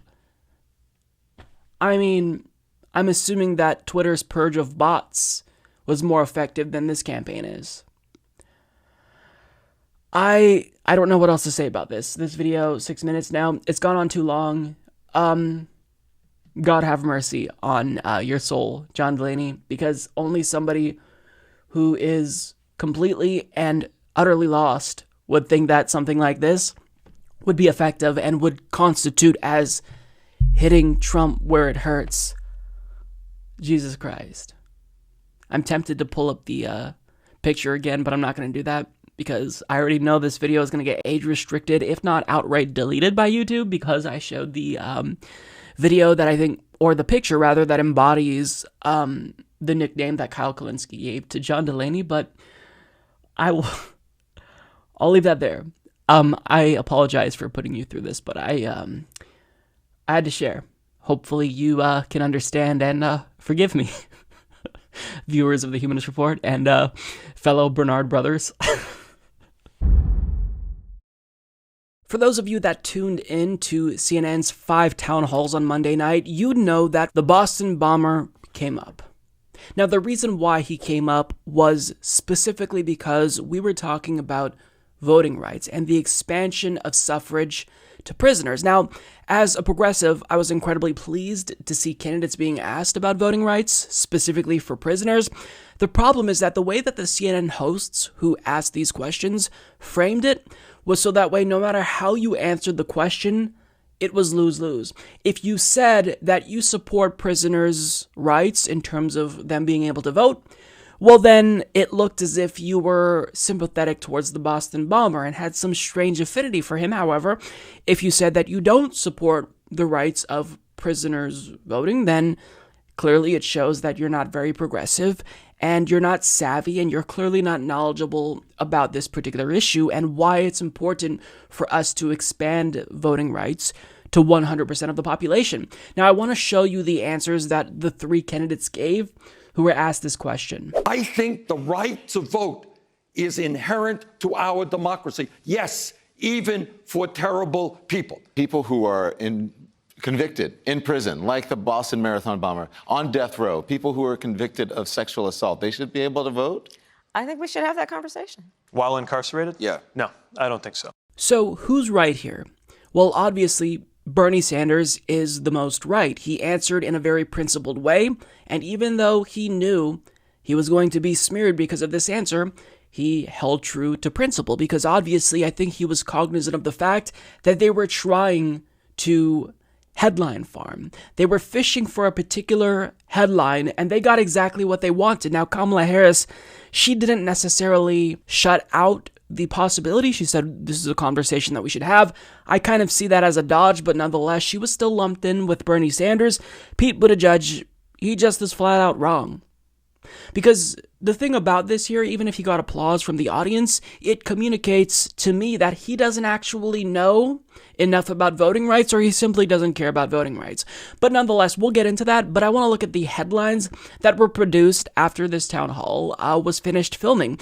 The National Review writes, Sanders and Harris, we should restore the Boston Marathon bombers' voting rights.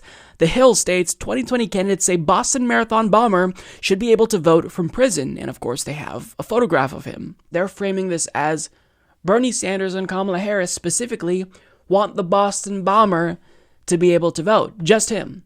So do you see what's happening? They're distracting you from a really complex, nuanced, and important conversation that we should be having as a country. Now, what CNN did here was they teed up an attack on these Democratic Party primary contenders, and then Fox News did exactly what you'd expect them to do. They smeared Bernie Sanders and Kamala Harris and made it seem as if they are now pro-terrorist. Does this mean that you would support enfranchising people like the Boston Marathon bomber, a convicted terrorist and murderer? But I do believe that even if they are in jail, they're paying their price to society, but that should not take away their inherent American right to participate in our democracy. Well, our next guest was one of the first firefighters to respond to the Boston Marathon bombing, which killed 3 people and injured more than 260. The Democrats tackle stuff that truly matters. Can our terrorists here still vote? Terrible people. So how terrible is Sanders talking about? Cannibals? Convicted spies? How about terrorists who kill children? Oh, yes, said Bernie Sanders. They get the vote, too. We're going to let sex offenders, murderers, terrorists vote from prison. What a plan for America's future. And that is only one candidate. So do you understand what's happening? Do you see how the media is incredibly disingenuous and how they can monopolize a particular discussion to reframe it to make someone who they don't like look bad? Do you see what's happening here? This is exactly what priming looks like. It's when the media deliberately creates a narrative that makes you think about a certain political issue in a very specific way, so that way when you start thinking about the possibility of letting prisoners vote, you're now thinking about this in terms of the Boston bomber. So whenever we talk about voting rights, whenever we talk about universal suffrage, whenever we talk about consolidating democracy and making our democracy more equitable and opening it up so everyone has representation, this is what they want you to think about. The Boston bomber. So this is how propaganda works. This is how the media can completely retool a specific subject in order to serve a very specific purpose. And understand that it's not just voting rights where they can use this argument. This is applicable to basically any universal or redistributive economic policy. They can say, oh, well, you support Medicare for all? Does that mean that you support Medicare for all for pedophiles and rapists? You support free college? Does that mean that you support free college for sex offenders as well? Do you see what they're doing here? They want you to deny yourself and all of society justice so that way we can make sure that the people who are the worst in society don't benefit. But this is not a very intelligent way to be talking about voting rights, and it's why other countries have expanded voting rights and they now allow prisoners to vote. And that includes Canada, Denmark, Finland, France, Germany, Israel, Ireland, Norway, Spain, and Sweden, just to name a few. And in fact, Norway literally allows prisoners to partake in television debates because they focus more on rehabilitation and second chances than punishing people, which is what we do in the United States. And I want to share a couple of tweets that really demonstrate that there's an inherently hypocritical undertone with this entire conversation, because to suggest that Bernie Sanders, who's taking a pro-democracy stance here, is in the wrong, it undermines what they've been trying to promote. At that very same town hall, remember that a supposedly centrist individual from Harvard asked him why he wants Soviet-style authoritarian communism in the United States. So they're saying that he's authoritarian, but simultaneously he wants to expand democracy. Do you understand how they're trying to use two different smears that actually are mutually exclusive and conflict with one another? As this tweet puts it, Bernie takes heat from people who wrongly conflate socialism with authoritarianism, and then the same people attack him for saying people in jail should maintain their right to vote. Pick a lane. And then this tweet from me also highlights the absurdity. Dick Cheney, George W. Bush, and Henry Kissinger are mass murderers that still have the right to vote, but nobody seems outraged about that. Nobody who seems outraged by this, people like Meghan McCain, they don't want the Boston bomber to vote, and they think that we should make sure that all prisoners are not allowed to vote just to make sure that the Boston bomber specifically is denied the right to vote. But with that being said, they're perfectly fine with war criminals who have the blood of innocents on their hands, thousands of innocents on their hands. Those people can vote. Those people can walk freely in society.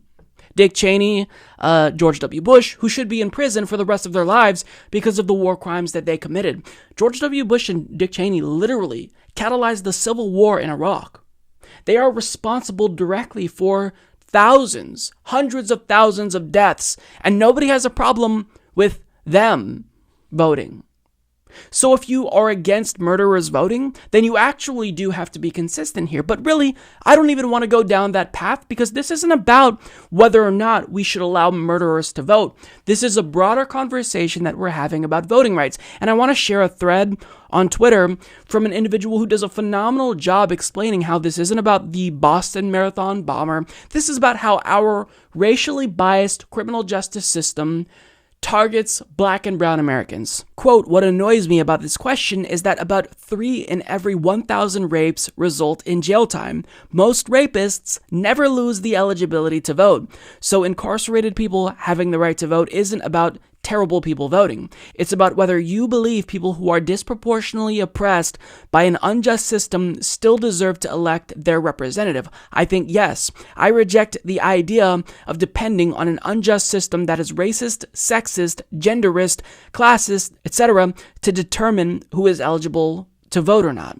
By that logic, naturally, richer and whiter rapists basically never have to worry about losing the right to vote because they're like never incarcerated. But the poor Black and brown ones? Sorry, no votes for you. We have rapists in our governments, schools, police forces, churches, cough, White House, cough. They're everywhere and they vote. And don't get me started on low conviction rates for pedophiles. So the overall point is that terrible people will vote no matter what.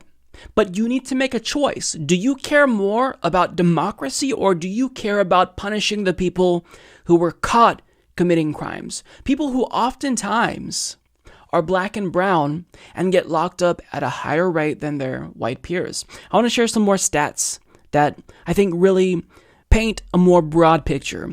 So the United States has more people in jail per capita than any other country. The prison population exploded as a result of bad policies passed, such as the war on drugs and the war on crime. The number of people in jail for drug-related offenses increased exponentially since 1980. The number of people serving life sentences has also increased, and Blacks and Latinos are locked up at far higher rates than their white counterparts. Now, on top of that, the prison population is counted in census data, which means that same data that counts prisoners is used to draw congressional districts, but yet they don't get to vote. So we're literally seeing effectively the repeat of the 3/5 clause, and people are A-okay with it. And I think Bernie Sanders also demonstrates how felon disenfranchisement is another form of voter suppression. South Carolina has a higher incarceration rate than any country on earth. African Americans are 27% of the state population, but 60% of the prison population. Our racist criminal justice system disenfranchises millions. This is quite simply voter suppression. Now, on top of that, there's a legal and I think constitutionally sound argument for allowing prisoners the right to vote. As Corey Brettschneider of Politico reports, telling prisoners they cannot vote is premised on the idea that convicts undergo a sort of temporary civic death, a suspension of normal rights as citizens while they are behind bars. And indeed, that was once true of prisoners in this country. But the federal government has made strides away from the notion of civic death over the past century. In recent years, the Supreme Court and Congress have affirmed a variety of constitutional rights for prisoners. They have rights of religious freedom under a 2000 federal law. Prisoners also retain some First Amendment free speech rights to hold and express political opinions. Most important, the Supreme Court decided that prisoners cannot have their citizenship stripped as a punishment for a crime. As Justice Earl Warren wrote in the 1958 case, Trop v. Doles, citizenship is not a right that expires upon misbehavior. Although he did acknowledge this, Warren's insight shows us why ex-felons deserve the right to vote. If prisoners remain citizens and retain their civic status throughout their sentences, then it follows that prisoners should enjoy the most basic of their civil rights, the right to cast a ballot. Disenfranchising them creates a class of people still subject to the laws of the United States. They were, after all, punished under that law, but without a voice in the way they're governed, not unlike taxation without representation. In the end, restoring these basic rights is not only the right thing to do constitutionally, it could also present positive solutions to a major national political problem. The prison system would be more effective if it were accountable to its constituents. Prisoners have often committed heinous crimes, but they remain a part of our democratic polity, and we can learn from what they have to say. And the problem that this would help solve is voter apathy. We live in a country with one of the lowest voter turnout rates in the developed world, and that is absolutely a disaster because the health of democracy depends on participation. And if you have half of people in this country essentially not voting, that could spell disaster. It means our democracy may not be able to survive. So if you believe in democracy, then understand this isn't about the Boston bomber. I don't think it is just to say that hundreds of thousands of people potentially should be denied the right to vote just to make sure we don't let people like the Boston bomber vote. So when you see media outlets trying to push this narrative, understand that it's propaganda, and all that they're trying to do is dupe you into taking an undemocratic position. So however this is framed, I'm glad that Bernie Sanders did not take the bait, and I wish that Kamala Harris would have come out more forcefully because she knew what was happening. She knew that when Don Lemon was asking her that question, these types of headlines would be produced. Pete Buttigieg, however, he decided to take a more cowardly stance and not stand up for what's right because he was worried about the potential political ramifications. Well, look, I'll keep it simple here. If you believe in democracy, then that means that 100% of the population deserves to vote. It's that simple. And if you honestly think that it's worth denying suffrage and reenfranchising hundreds of thousands of people serving just to make sure that the worst in society doesn't vote, then I really question your line of thinking. I really do. Because even if somebody like the Boston bomber votes, overall, that's one vote, but the negative impact of that would be mitigated by other people voting in prison and exercising their right to vote. And what's the implication with the Boston bomber voting? Let's say he votes. Who's he going to vote for? Another murderer? I mean, look what Donald Trump is doing in the Middle East and North Africa. He's droning these countries illegally. He just vetoed a bill that would have stopped the United States government from being complicit in Saudi's genocide in Yemen. So don't pretend like murderers aren't already voting and serving in government. This isn't about the Boston bomber. Don't get distracted. This is about voting rights. And shame on the media, shame on CNN, shame on Fox News for trying to distract so they can smear these candidates for taking a principled and just stand here. It's disgusting, but don't fall for it because they're trying to dupe you. Don't let them do that. So lately, we all know that Bernie Sanders and even Kamala Harris, to an extent, has been taking a beating by the press because they were asked this question at CNN's town halls about whether or not their extension of voting rights to prisoners would mean that someone like the Boston Marathon bomber would be able to vote. And because of the way they answered that question, the media is priming people to only think very narrowly about this issue in terms of should the Boston bomber be allowed to vote. But I've been trying to explain that it's not about the Boston bomber. This is about acknowledging the reality that we have a racially biased criminal justice system. And if we want to start righting the wrongs and reenfranchising Americans, then we do need to allow prisoners the right to vote. Now, thankfully, Alexandria Ocasio-Cortez came out and she made a defense of this position, and I think she did a really good job at making a persuasive case as to why we need to support the rights of prisoners to be able to vote. She tweeted, "To avoid looking completely and utterly out of touch with the reality of our prison system, instead of asking should the Boston bomber have the right to vote, try should a non-violent person stopped with a dime bag lose the right to vote? Because that question reflects way more people. Reminder, slavery led to Jim Crow and redlining, which then led to the war on drugs and mass incarceration. Black Americans and people of color are far more likely to be convicted convicted and sentenced longer than white Americans for similar crimes. Our system routinely criminalizes poverty and exonerates wealth. Many rebut the voting question by saying, well, those people shouldn't be jailed. Glad you feel that way, but the truth is, the U.S. incarcerates more people per capita than anywhere in the world, even more than China. Our system is built to disenfranchise people of color. And she then showed 2 cases of mothers committing fraud in order to get their kids into school. And you can see how the rich white woman is let off easier while the poor black woman is punished more heavily. So what AOC is pointing to here is how institutional racism is a very real thing. And racial bias is embedded in our system. It's not, an unintentional flaw. It's a product of our system. It's a feature. So if we want to truly be a more just society, then this is one of the many ways that we can be more just. Now, with that being said, Kyle Kulinski made a video about this, and I think that his take is incredibly fascinating and important because he approached this from a different angle than I took. So for me, for those of you who've seen my video on this, I defended Bernie Sanders' position, but the way that Kyle approached this is really important because he talks about the strategic angle and how Bernie Sanders should have answered this question in a way that couldn't allow him to fall into this trap, essentially, where he should have just swatted away this question. And I do think that because this question was a trap, you couldn't answer this and come out on top.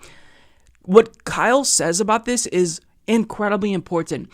Progressives, they're on the right side of every single issue, but I think that we have a problem with marketing some of our ideas because the media, within the course of a couple of days, they took a very nuanced and complex conversation that we were having about voting rights, and they turned this into a conversation about the Boston bomber. So what we need to do is be more politically savvy and strategically astute and acknowledge that if we take the bait, then all we're going to do is allow the media to monopolize the conversation that we're trying to have. Now, that doesn't mean that you sacrifice your principles. That's not really what Kyle is saying or alluding to here. But what he is saying is we need to get better, essentially, at marketing. This is what I took away from the video, and I would encourage everyone to watch it. I'll link to it down below. We need to get better at answering questions and acknowledge the reality that politics is often a PR game, and that irritates me because I don't want politics to be a PR game. I want to have good faith arguments with people about the policy issues, and I want to state my position, but the problem is that it's not that simple. It's just not that simple.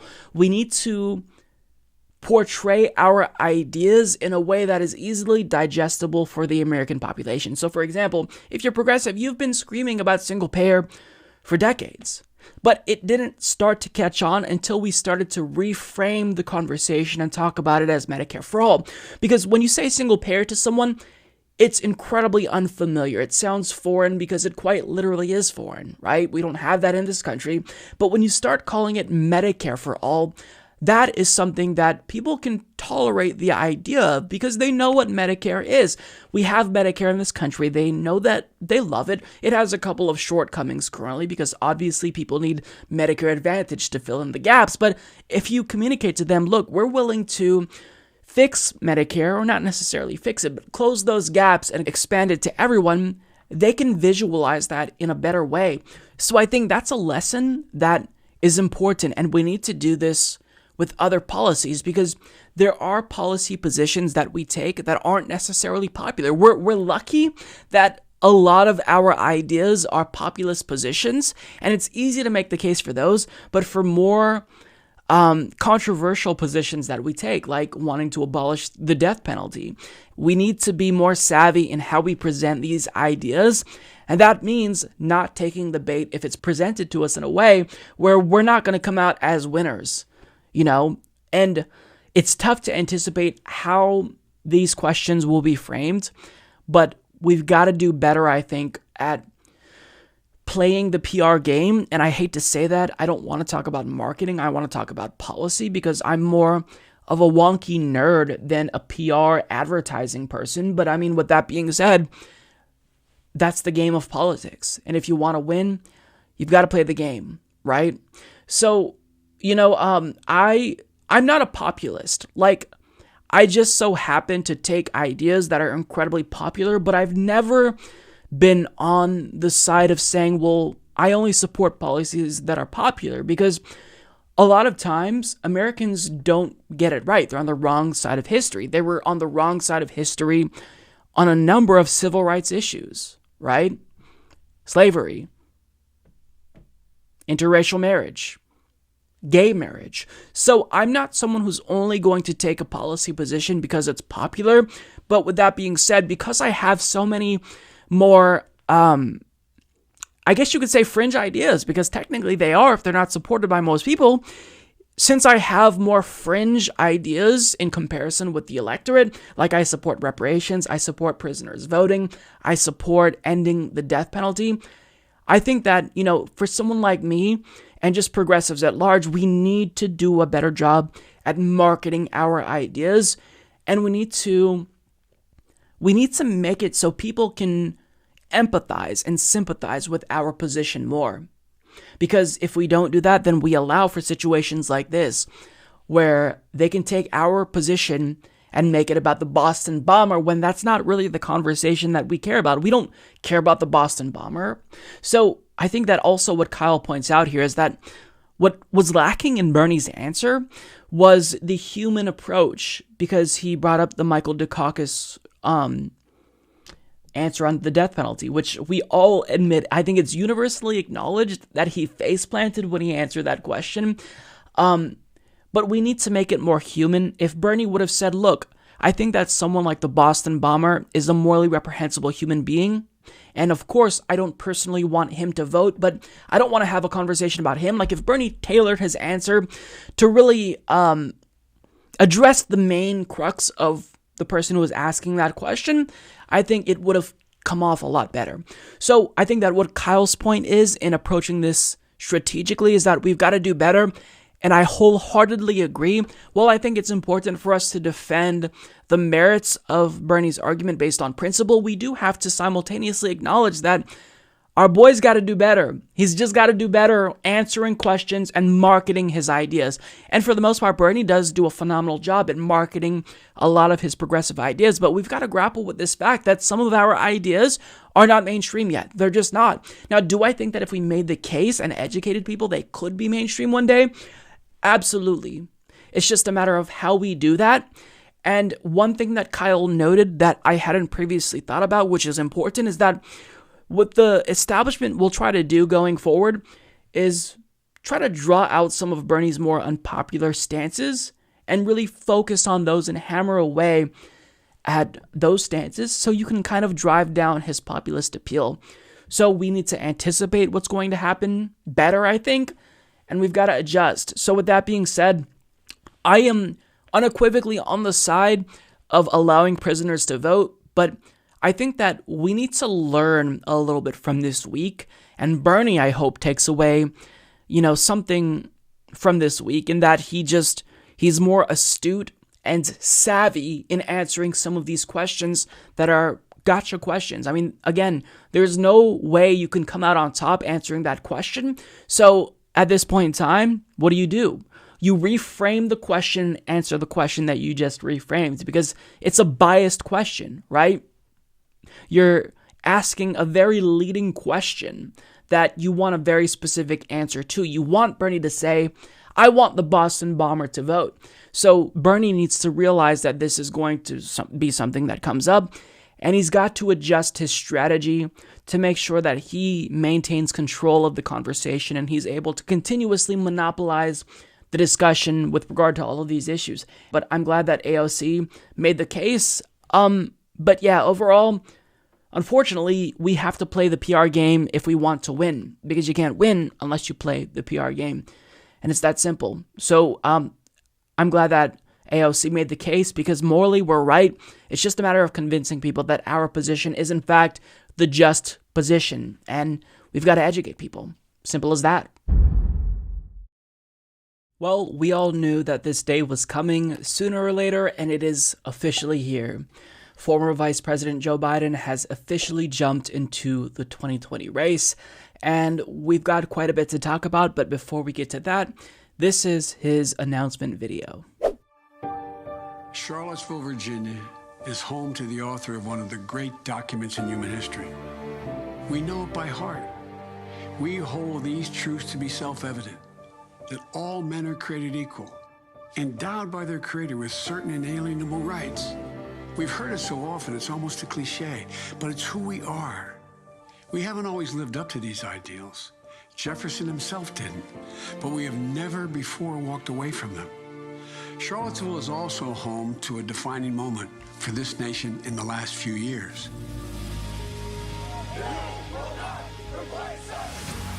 It was there on August of 2017 we saw Klansmen and white supremacists and neo-Nazis come out in the open. Their crazed faces, illuminated by torches, veins bulging and bearing the fangs of racism, chanting the same anti-Semitic bile heard across Europe in the 30s. And they were met by a courageous group of Americans, and a violent clash ensued. And a brave young woman lost her life. And that's when we heard the words of the President of the United States that stunned the world and shocked the conscience of this nation. He said there were, quote, some very fine people on both sides. Very fine people on both sides? With those words, the President of the United States assigned a moral equivalence between those spreading hate and those with the courage to stand against it. And in that moment, I knew the threat to this nation was unlike any I had ever seen in my lifetime. I wrote at the time that we're in the battle for the soul of this nation. Well, that's even more true today. We are in the battle for the soul of this nation. I believe history will look back on 4 years of this president and all he embraces as an aberrant moment in time. But if we give Donald Trump 8 years in the White House, he will forever and fundamentally alter the character of this nation, who we are, and I cannot stand by and watch that happen. The core values of this nation, our standing in the world, our very democracy, everything that has made America, America is at stake. That's why today I'm announcing my candidacy for President of the United States. Folks, America's an idea that's stronger than any army, bigger than any ocean, more powerful than any dictator or tyrant. It gives hope to the most desperate people on earth. It guarantees that everyone is treated with dignity and gives hate no safe harbor. It instills in every person in this country the belief that no matter where you start in life, there's nothing you can't achieve if you work at it. That's what we believe. And above all else, that's what's at stake in this election. We can't forget what happened in Charlottesville. Even more important, we have to remember who we are. This is America.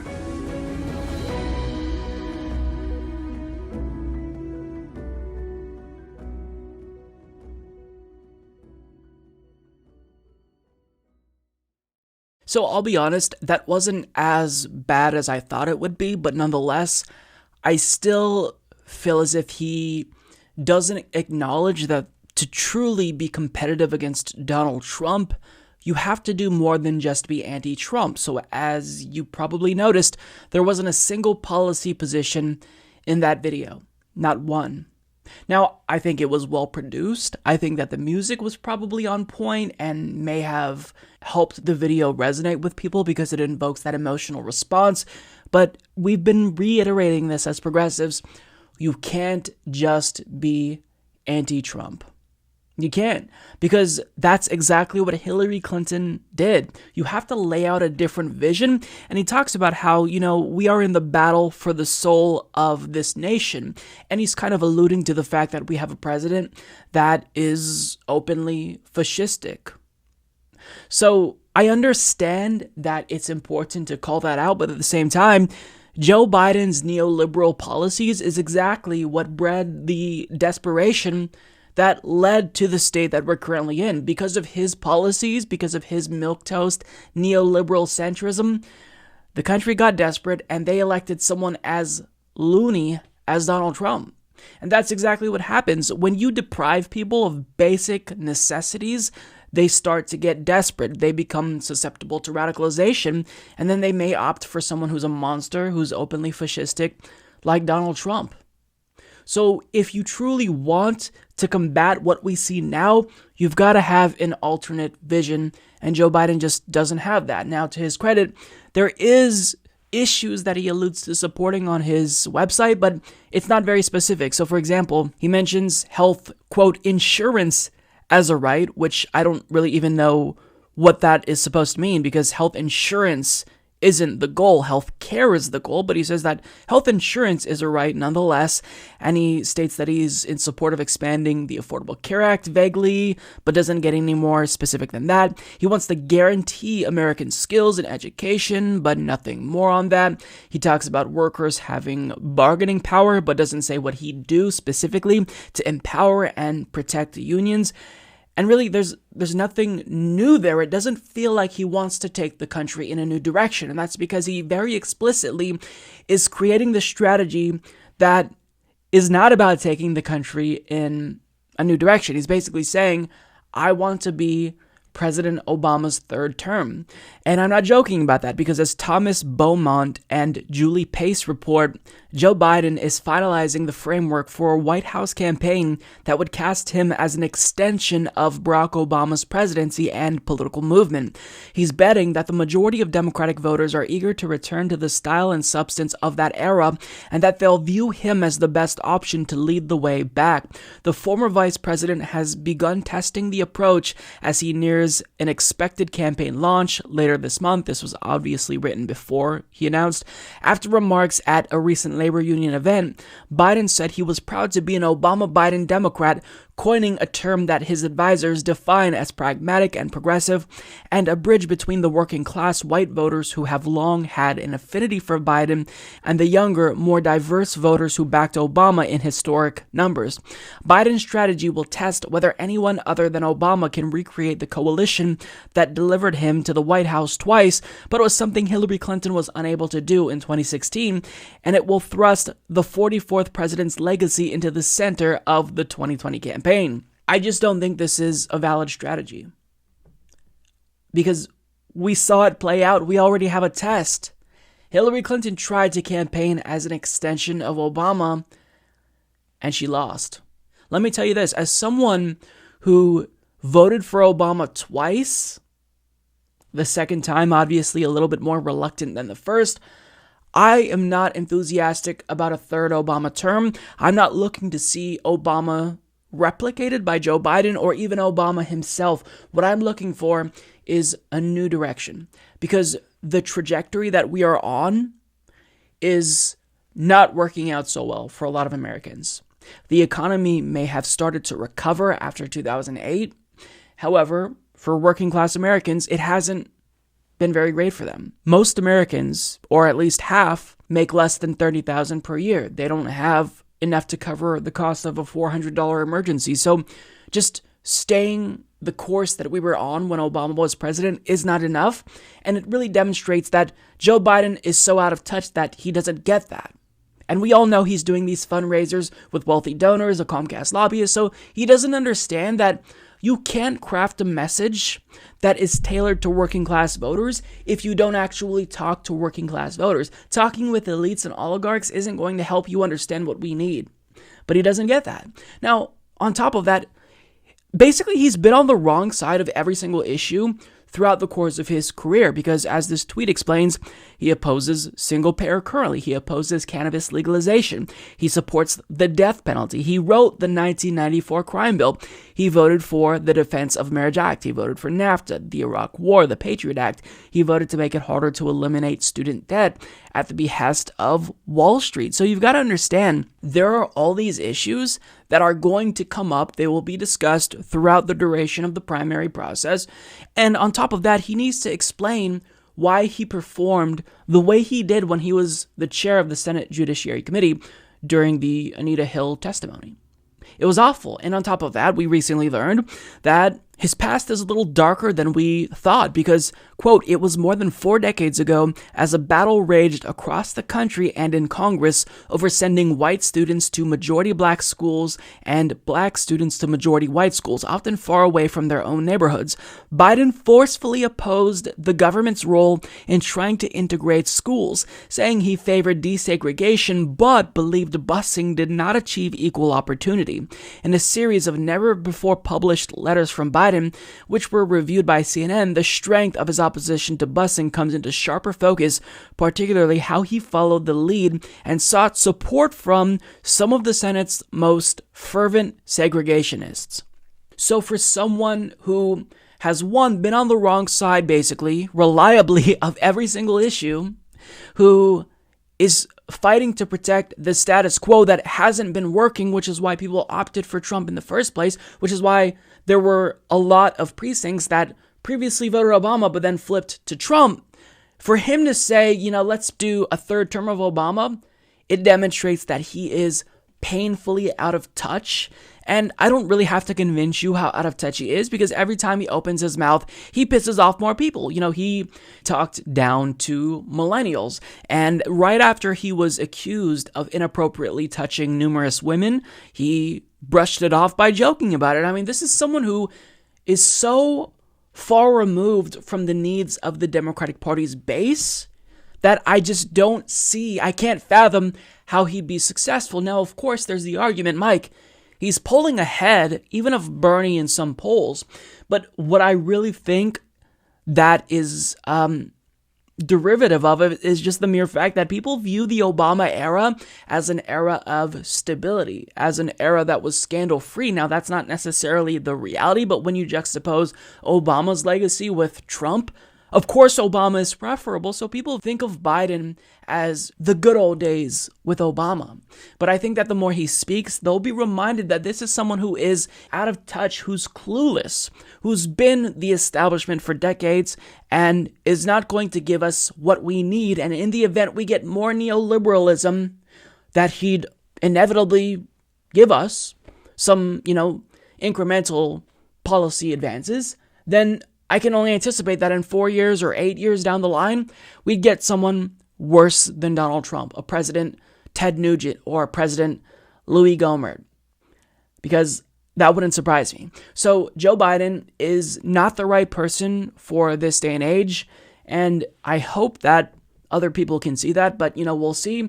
That's why, as progressives, we've got to make the case for Bernie Sanders, because if we want to save the country and stop the radicalization that led to Donald Trump, then we have to have someone who is the antithesis of Trumpism.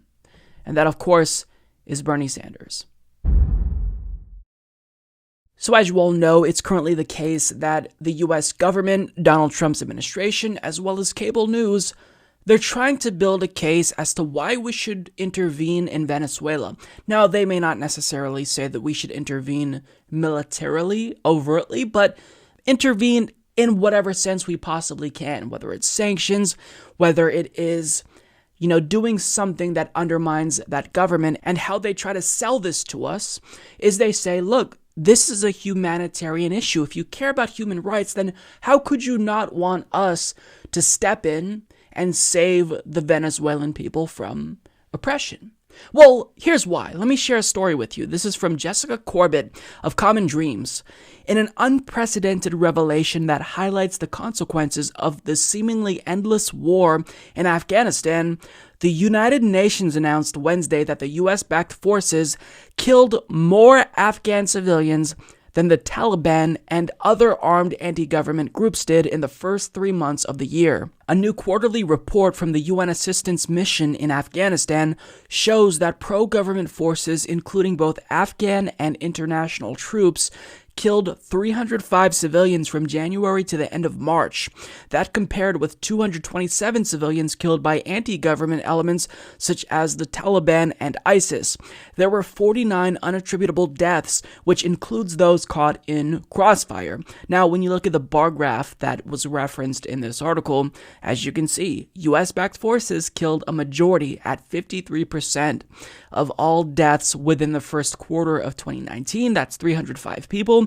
Anti-government forces killed 39%, and the unattributable deaths currently sit at 8% overall, and that's 49 deaths in total. So this is exactly why you should never believe the US government and cable news pundits when they tell you that we need to intervene for humanitarian reasons, because when we do that, we just make matters worse. Now, theoretically speaking, I would be in favor of humanitarian intervention in the event I actually had any trust in the US government, but I don't. Currently, there is a genocide going on in Myanmar against Rohingya Muslims. In an ideal world, I would love the US government to step in and get them to stop that. But do I trust that the government could actually do that? No, they'd only make matters worse. So understand that the reality of the situation is that if somebody tells you we need to intervene for humanitarian reasons, we're just going to make matters worse. Now you can say, you can argue along the lines of the Sam Harris defense and say, well, our intentions are pure. We're never trying to kill more people. It doesn't matter. Functionally, if we cause more harm than good by intervening, our stance should by default be don't intervene. Just be non-interventionist. Because even if it makes me feel incredibly uncomfortable to sit by and see things happen in the world that I would like to stop, understand that when you say the US government should intervene, you're green-lighting more deaths and destruction, because that's what our military causes. Now understand this, as commander-in-chief, the buck stops with Donald Trump. The buck stops with him. He is in the most powerful position in the world, and he could stop all of this. But he has not, and in fact, his actions have exacerbated the problem. Why? Because he's literally taken action to loosen the rules of engagement when it comes to air wars, drones, for example. So our bombing, since he took office, has become increasingly indiscriminate and opaque. So this is the result of Donald Trump's policies. He also increased drone strikes by 400%. His very first military raid led to the death of an American girl. So there is absolutely no justification for American wars, including humanitarian wars, because there's no such thing as a humanitarian war if the US is getting involved. That's just the reality. And shout out to Tulsi Gabbard, who actually states this very explicitly. There's no such thing as a humanitarian war. Humanitarian wars is basically used to justify intervention that ends up leading to more devastation and deaths than if we just left it alone. Because remember, what was the argument? In addition to weapons of mass destruction, once they couldn't make that argument when the evidence didn't pan out, they were saying, well, Saddam Hussein is a very bad person. He's oppressing his people. They said the same thing about Gaddafi in Libya. And if you look at those situations, we made matters worse. We catalyzed a civil war in Iraq. In Libya, they literally have open slave trades now because of us. Now, that's not to say that Gaddafi was a wonderful person, but did he bring stability? Could he have prevented literally slave trades and slave markets? Yeah. So the point that I want to get across to people is that we need to mind our own business. Mind our own business. Because, again, I'd love to say that I trust that my government could do good. I'd love to say that my government could intervene and stop atrocities from happening. But the fact of the matter is that they can't. And they don't, often by choice. They just make matters worse. They exacerbate conflict. And even if they try to do something where they don't get directly involved, they end up arming the wrong people. And it's clear that nobody understands what's happening in these foreign countries. the amount of intelligence that you receive, the amount of experts you get, does not give you a crystal ball to be able to anticipate the ramifications of our military action in these countries. So with that being said, we just can't do it. We can't intervene. So I really hope that Americans start learning, and I think most already know this, that humanitarian wars and the plea for humanitarian intervention, it's a red herring. It's a Trojan horse for us to intervene and do more harm than good. Hello everyone, I'm here with a very special guest. His name is Jordan Chariton. He's an author, columnist, journalist, and now documentary filmmaker who is here to talk about his new documentary called Flushing Flint. Jordan, thank you for joining the program. Thanks for having me from my Airbnb right outside Flint. Hey, that's great. You're where you exactly need to be, and where I think more journalists should be, if we learned anything from your documentary, because what you expose in this documentary really is a gigantic scandal that, I mean, really the hopes with journalism is that it exposes these scandals so government takes action. So we'll get to that and what the outcome was of your documentary, but first I do want to share a trailer from the film so that way people know what we're talking about here. When the water changed color to brown and orange, your administration said the water was safe. When people reported rashes, hair loss, odor, and even sewage, your administration said the water was safe. When Legionnaire's disease began to infect and later kill numerous citizens, your administration said the water was safe.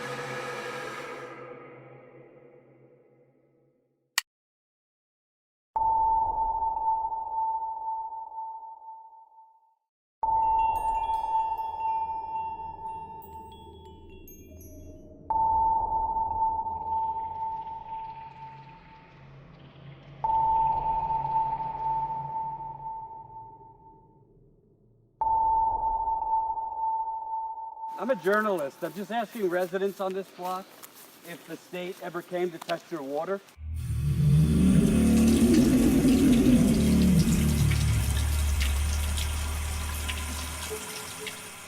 They told me they needed to go to the kitchen sink. That's where they went.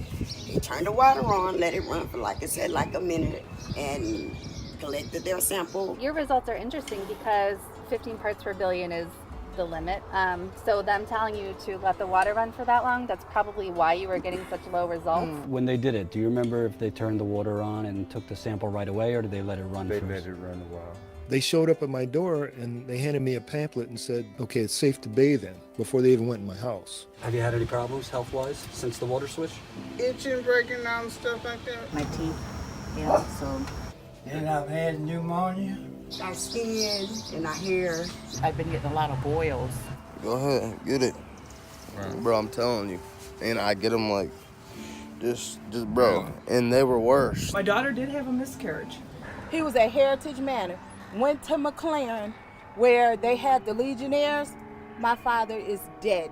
They want us out of here. They want to make it a college town, and we are not a fool. We know it. Go up and down the street. Look over there. We have a forest in the dadgum city. We can't drink our water. We can't go outside and play. We ain't got no parks. They're just going in, people who don't know EPA regulations, people that are older, people that are younger, people that are poor, whatever. And they're just right in front of them, cheating to try and get a lower number. So who the hell knows what the real numbers are? You always hear that talking point, well, like 3,000 other cities have worse numbers than Flint. I think what we're getting at here is we probably don't know the real lead levels in Flint because they've been flushing out the lead before they test.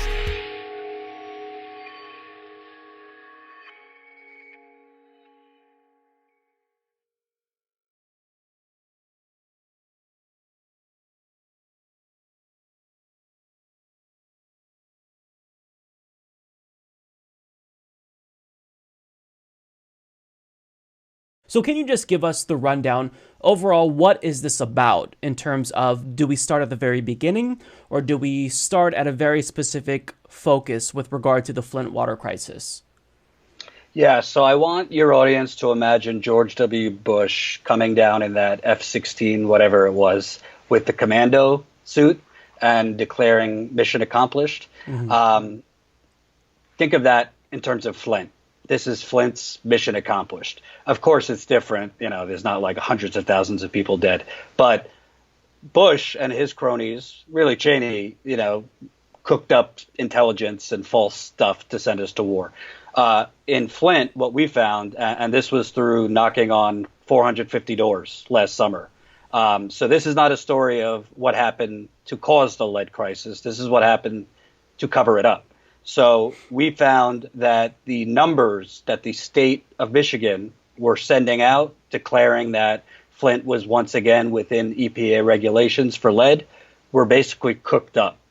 How we found that was originally a little over a year ago, I was in Flint doing another story, and I started talking to residents for that story.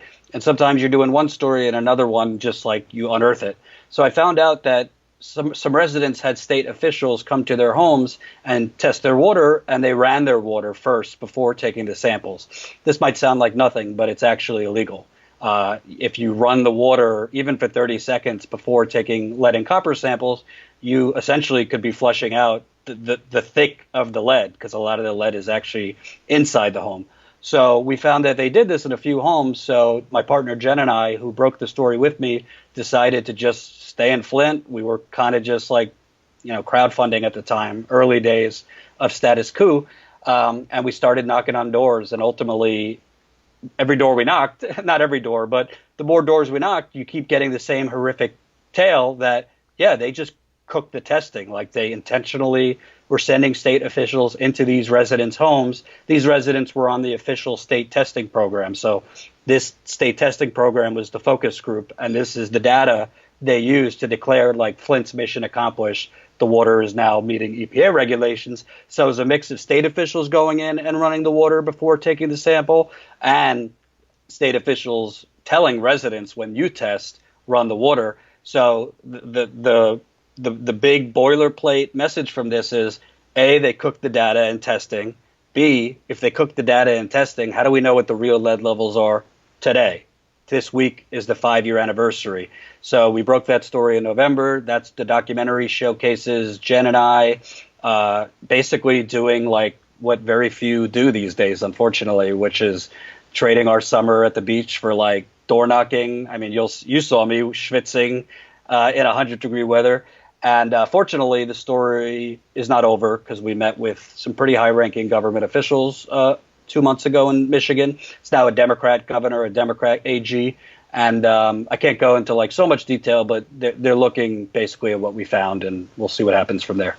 That's great, and that's exactly what you want from these types of reports and documentary, filmmaking.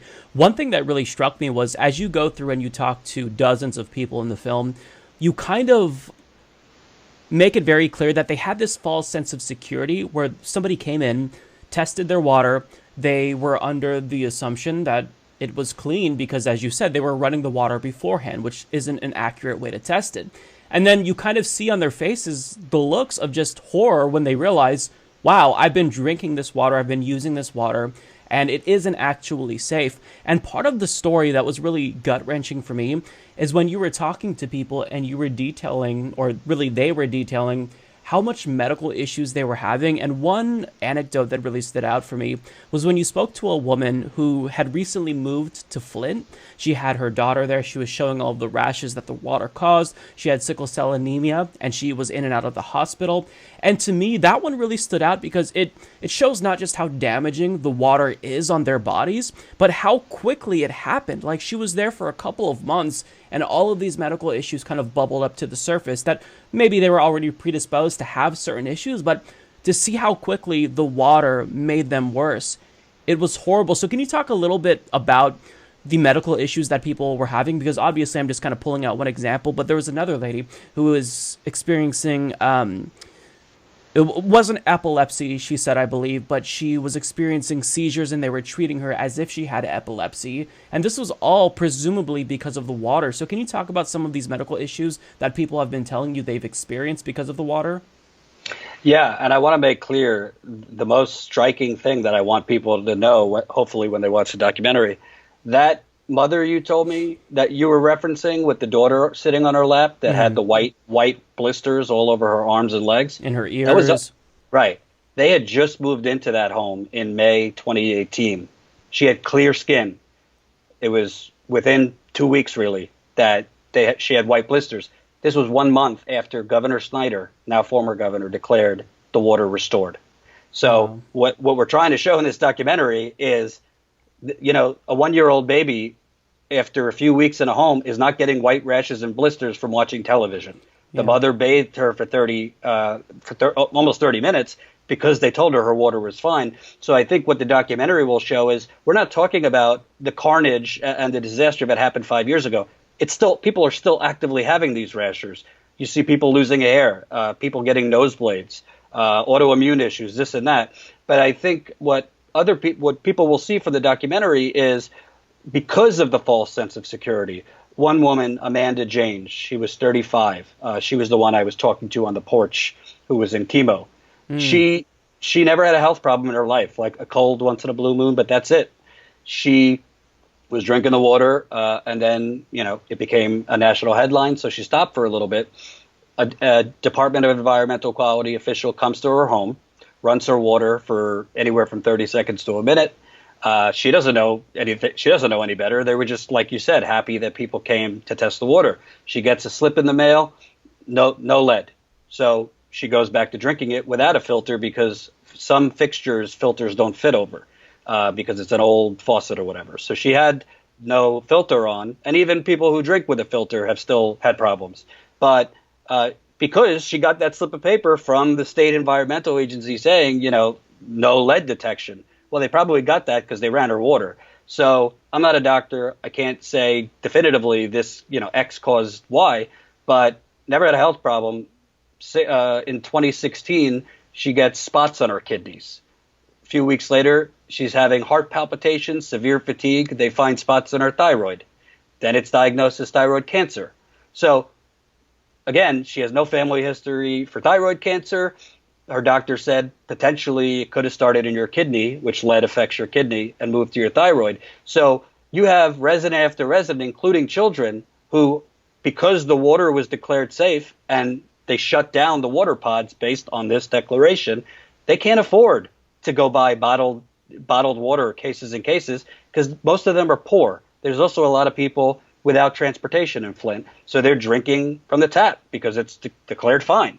Well, if that declaration is based on the manipulated test that we found, well, they could potentially be drinking contaminated water still. And that's what I think people need to see. I think the other part of the documentary that's more human interest, like you said, I mean, you have people with learning disabilities now, children. You have people really with learning, delays, children who forgot the alphabet, used to be able to count to 30, now stop at 12. Yeah. The 1-year-old that you were describing used to say mama, now says vava. Right.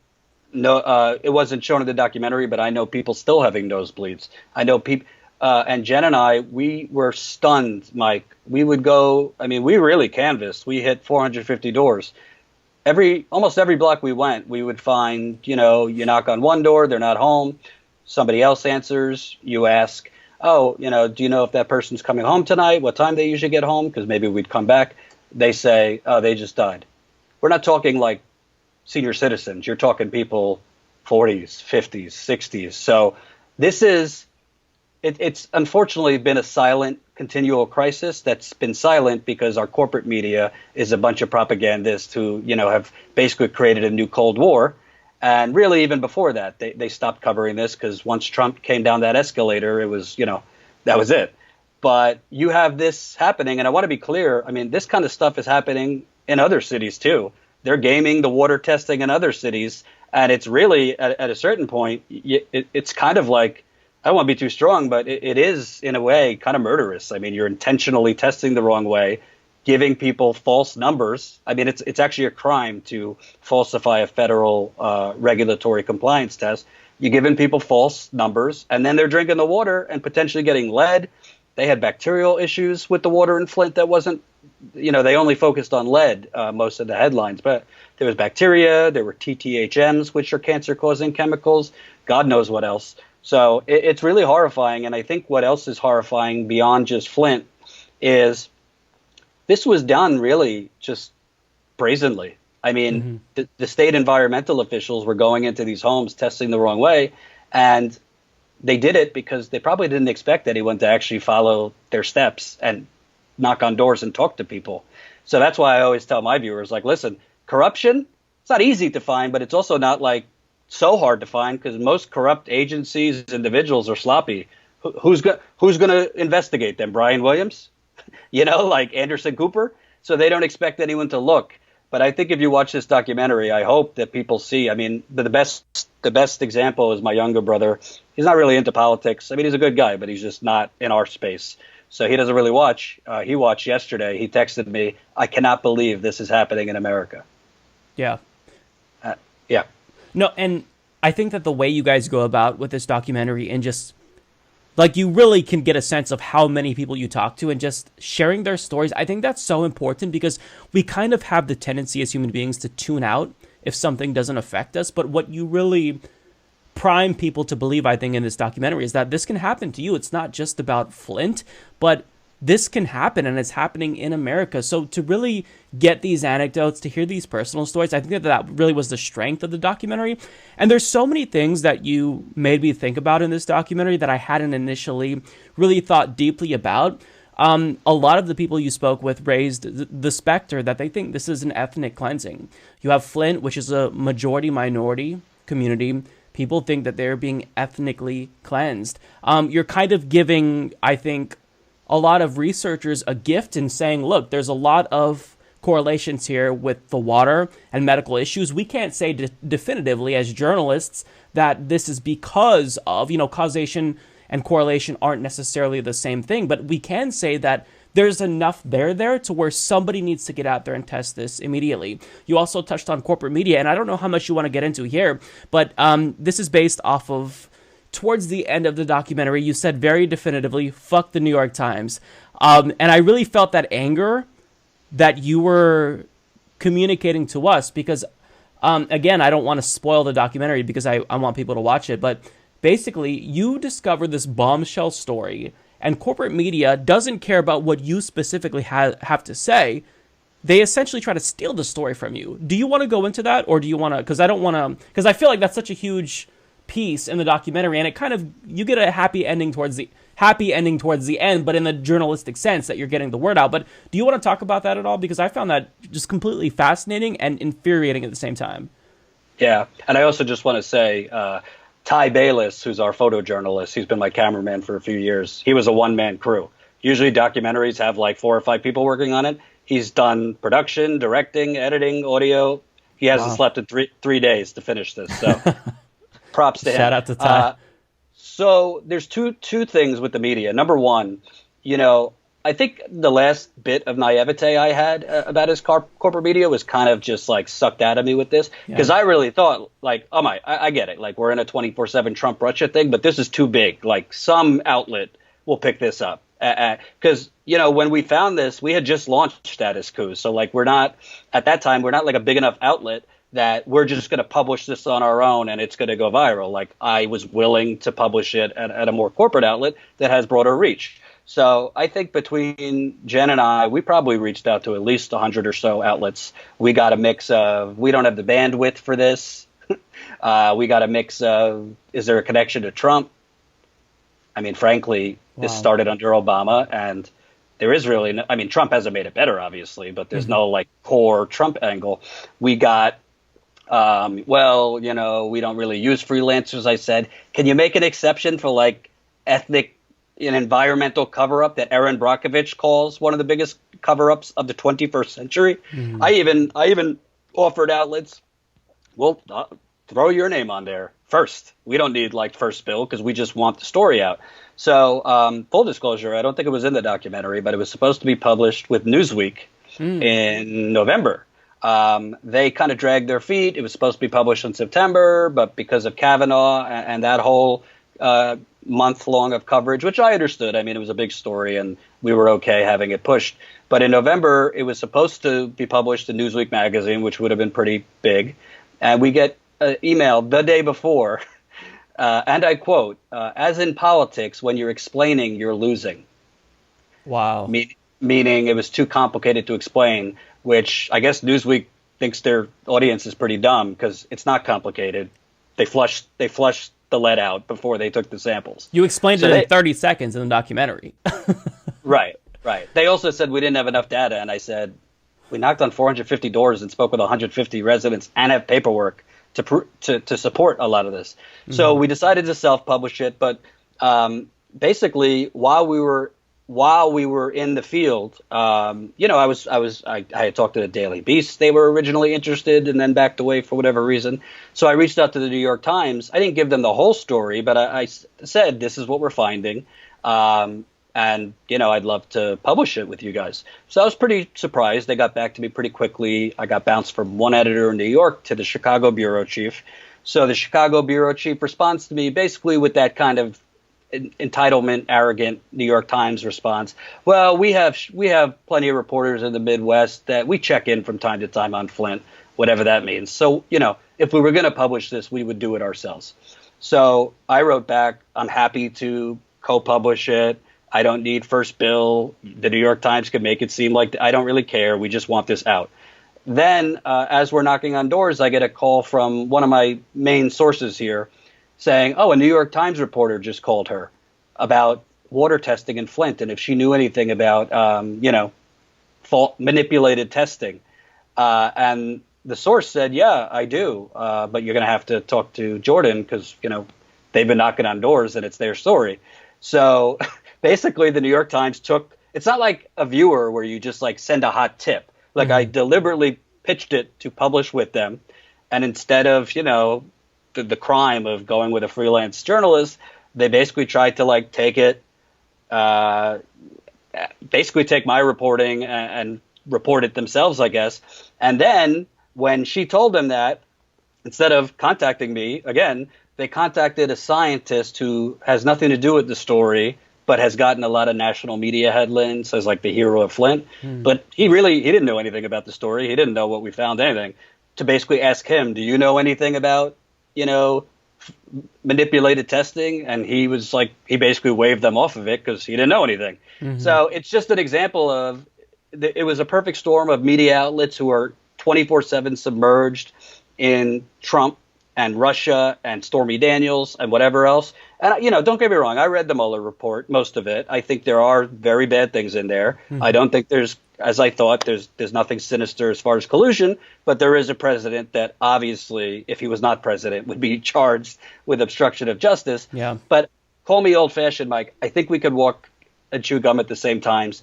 And if you watch this documentary, I would like to ask you, what is the gravest threat to our democracy? Fake Facebook pages from Russia or people that are poisoned that the numbers are then cooked and told your water's fine? That's my opinion is it's the latter. It's really a shame because, you have outlets. I don't think they're that progressive, but like Mother Jones, for example, passed. The Intercept passed. Democracy Now! I've been trying to get on Democracy Now! About this. For some reason, I can't get a response. You have, Young Turks didn't take it. There's The Nation, not even getting responses from some outlets, which makes you wonder because I like a lot of those outlets for the most part, but it makes you wonder, independent media and progressive media exists to basically do what we know the corporate media is not going to do. So I think a lot of independent media, not just because of this, but in a lot of other cases, has kind of gotten lost in the Trump thing too. And I think we all need to realize, yes, Trump needs to be covered. He is doing some very damaging things, but there's a reason Trump became president in the first place. And that's because the New York and D.C. kind of coastal media are pretty much totally clueless as to what's going on out in the country. And I think too many times we as corporate media and some independent media, you cover something like Flint for the 2 weeks that the media was there, and then that's it. Same thing with mass shootings. Same things with, black men getting massacred. It's a story for now. Mass shootings are a story for maybe a day before. So, I think media is, I think you'll see in this documentary, it's not a major part of it, but it will show you how you would think that if in a normal media environment, you break a story like this, it would get some traction, right? Mm-hmm. But we Newsweek killed it. And frankly, if I'm keeping it real, I happen to like Alexandria Ocasio-Cortez a lot, but even some progressives have not said anything about this. Her, Rashida Tlaib, benefit of the doubt, maybe their advisors didn't bring it to them. I don't know. Yeah. But I've talked because, one of the ways to get attention is to get your progressives with a big following to say something. And then, national media covers if she breathes, much less. That's true.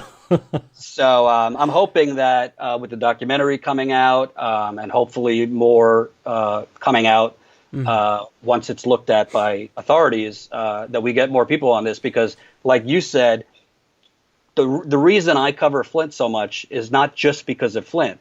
If you take the cameras away from Flint, when the cameras leave, when the microphones leave, and frankly, I mean this humbly, we have been the only camera here for a long time. Yeah. We're always stunned when we come here. This is my 14th time. There's really few national media here. When that happens and it just is normalized, poisoning people and then cooking the numbers to falsely declare the water's fine, that's the playbook for everywhere else. Other Rick Snyders are going to be like, well, they got away with it there, so. Yeah. No, and I think that what you're speaking to with people like AOC not talking about this, I don't know how much of that is a political decision. Like, she doesn't want to talk about it because it's not politically expedient. I would like to think it's not. This should be right up her alley. But another thing is, I think that a lot of this also is people being desensitized. Like you said, with mass shootings, we talk about it for a couple of days and then it's over. The news cycle replaces itself with something else. So that's why I think that the documentary is really important, because it kind of gets all of us to not feel as desensitized, because it reminds you in a very concrete way, this is the impact, these are the faces of the people that it's affecting, and it's still happening. And one thing that kind of hangs over the documentary is the fact that they still don't have clean drinking water. Like, that's kind of on the top of your mind. Like, you're not watching this and thinking, wow, I can't believe this happened. Like, it's still happening. So I wanted to ask you, this kind of goes beyond, the documentary and the duration of time where you filmed. We have a turnover in government. Gretchen Whitmer is now the governor. Rick Snyder is out. In terms of accountability, in terms of people going to jail, in terms of actually getting this fixed, what are we looking at? Is there any hope, or is it still people dragging their feet, bureaucracy kind of slowing things down? What is your sense in that regard? Obviously, it's not moving as quickly as I think it should. Like I said, and like I think you're pointing out, this is still a crisis. It's not like it's gotten better. Maybe the numbers are fine if they test the right way. Maybe they'll find the numbers are fine. But I could tell you, people don't usually get rashes 5 years later and hair loss if the water's just dandy. And I've tasted the water in a few places. It tastes like dog piss. So I could tell you, Governor Gretchen Whitmer optically is way better than Governor Snyder. She has come to Flint, including last week. She did a panel with residents about regaining trust. She actually, during that panel, confirmed our reporting. Somebody asked her about the water testing. She said, there's been reports about running the water. She has not publicly said anything as far as there needs to be an investigation about this. She has not publicly said anything about it needs to be looked in as far as the ex-governor. I think this is a bit of Barack Obama syndrome, where he said we don't want to look backwards as far as Bush and his officials. We want to look forward. There could be a lot of reasons for that, political reasons. So in the nitty gritty, optically, she's better. She's visited Flint. She's talking to Flint residents. But nitty gritty, there's still a lot of pipes that need to be replaced. And not to get too in the weeds, what a lot of people don't realize, and the media, because they're all lazy and not that bright, it's not just the service lines. So your audience knows. The service lines are the water pipes from the curb into the house. They're only changing those. They're not touching residents' interior plumbing. And a lot of the problem, it's not like, okay, Jesus could bless the water if you believe in Jesus. He could bless the water anew. It goes through brand new pipes that are not lead. But if it's going into busted interior pipes, there's still chance for lead and other heavy metals to come off those pipes. So they're not touching the interior plumbing because by law, the interior plumbing is the homeowner's responsibility. Well, the homeowners did not change from Detroit's water to the Flint River. The homeowners didn't forget to add the proper corrosion control chemicals. So they're not touching the interior plumbing. And I think that's a major thing. They could and the only reason they're changing the service lines is because of a lawsuit from ACLU and residents and this and that got a lot of money towards service line replacement. So I think one thing I don't know if it came across in the documentary, but if this happened anywhere in Manhattan, if this happened anywhere in DC, probably even Portland, would have been fixed pretty quick. Yeah. Even in Michigan, they found high levels of PFAS, which are cancer-causing chemicals, that they're finding actually a lot more all over the country. They're chemicals made from the manufacturing of things like Teflon. Governor Snyder, it was happening in cities in Michigan that are a lot more white, more middle class. There was free water going in there right away and action right away. So I don't really bother with environmental racism. This is just racism. Yeah. Flint is predominantly black. But it's also, as Bernie always talks about and gets criticized for, it's also a class issue because there's a hell of a lot of poor white people in Flint too. Mm-hmm. And the last thing is what I hope the documentary shows, because we tried to show the history of how things got so impoverished in Flint and how things got so bad. Things like a water crisis don't happen in a vacuum. The reason it happens is because there's a controlled demolition of what once was the middle class. Flint, for people that know, economic history, Flint was called Vehicle City. Flint was at one time had some of the best schools in the country, had the middle class, had auto workers from General Motors. They used to have over 100,000 auto workers in Flint from General Motors and other cities.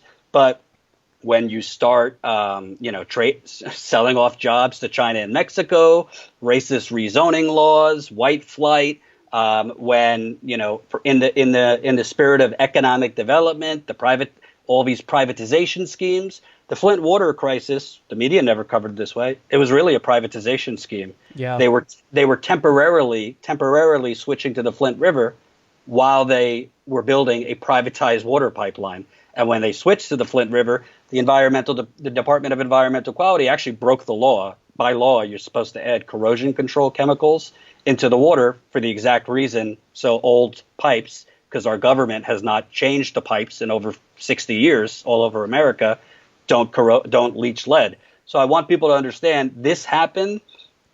It happened because Governor Snyder appointed an unelected emergency manager that was essentially a proxy for him. The emergency manager decided we're gonna switch from the Detroit water system, which never had a problem for Flint. Flint purchased its water from Detroit system to the Flint River, which I don't know about Portland, but think of like the Hudson River in New York. I mean, this is like, General Motors had dumped its parts in there for over a century. Jeez. You had, in some cases, dead bodies rolling around. So I hope people watch the documentary. And I hope people realize that independent media is critically important. So we were able to do it and knock on the doors because our viewers funded us. We're growing, but fund independent media, whether it's us, whether it's Mike, whether it's whomever. Some people, expose things from a studio setup. Some people expose things from, knocking on doors, whatever it is. We're all trying to expose what the corporate media and, frankly, the politicians are covering up. Yeah. So I hope people realize that if they watch the documentary, which I hope they do, this is happening in more places than Flint. And the only way that you light an inferno under politicians' behinds to make them do something is to wake more people up. Because I guarantee you, there's Republicans who will see this documentary that will be pissed. Oh, because it could affect them. You see the faces and you think that could very well be me. And as you said, the water pipes, they're 60 plus years old in the country. So of course it could affect you. So that's why I think that these types of documentaries are so important. When you just sit there and it's beat into your head for more than an hour. I think the documentary is an hour, 49 minutes or so. You sit there and you listen to all these stories and you think, holy shit, to really humanize this issue, I think that's so crucial. So I hope people do check out the documentary. By the time this interview goes up, it will have passed the launch date. It comes out April 23rd. Tell us how we can go about watching this. Can you rent it? Can you purchase it? And also tell us where we can become a member to support more of your reporting, because I know you're not going to stop. Yeah. So, in classic status quo fashion, we've been advertising April 23rd, but we are now in an Airbnb that has horrible Wi-Fi. So it might be up April 23rd, but based on export and upload, more likely April 24th. April 23rd or 24th. April 23rd-ish.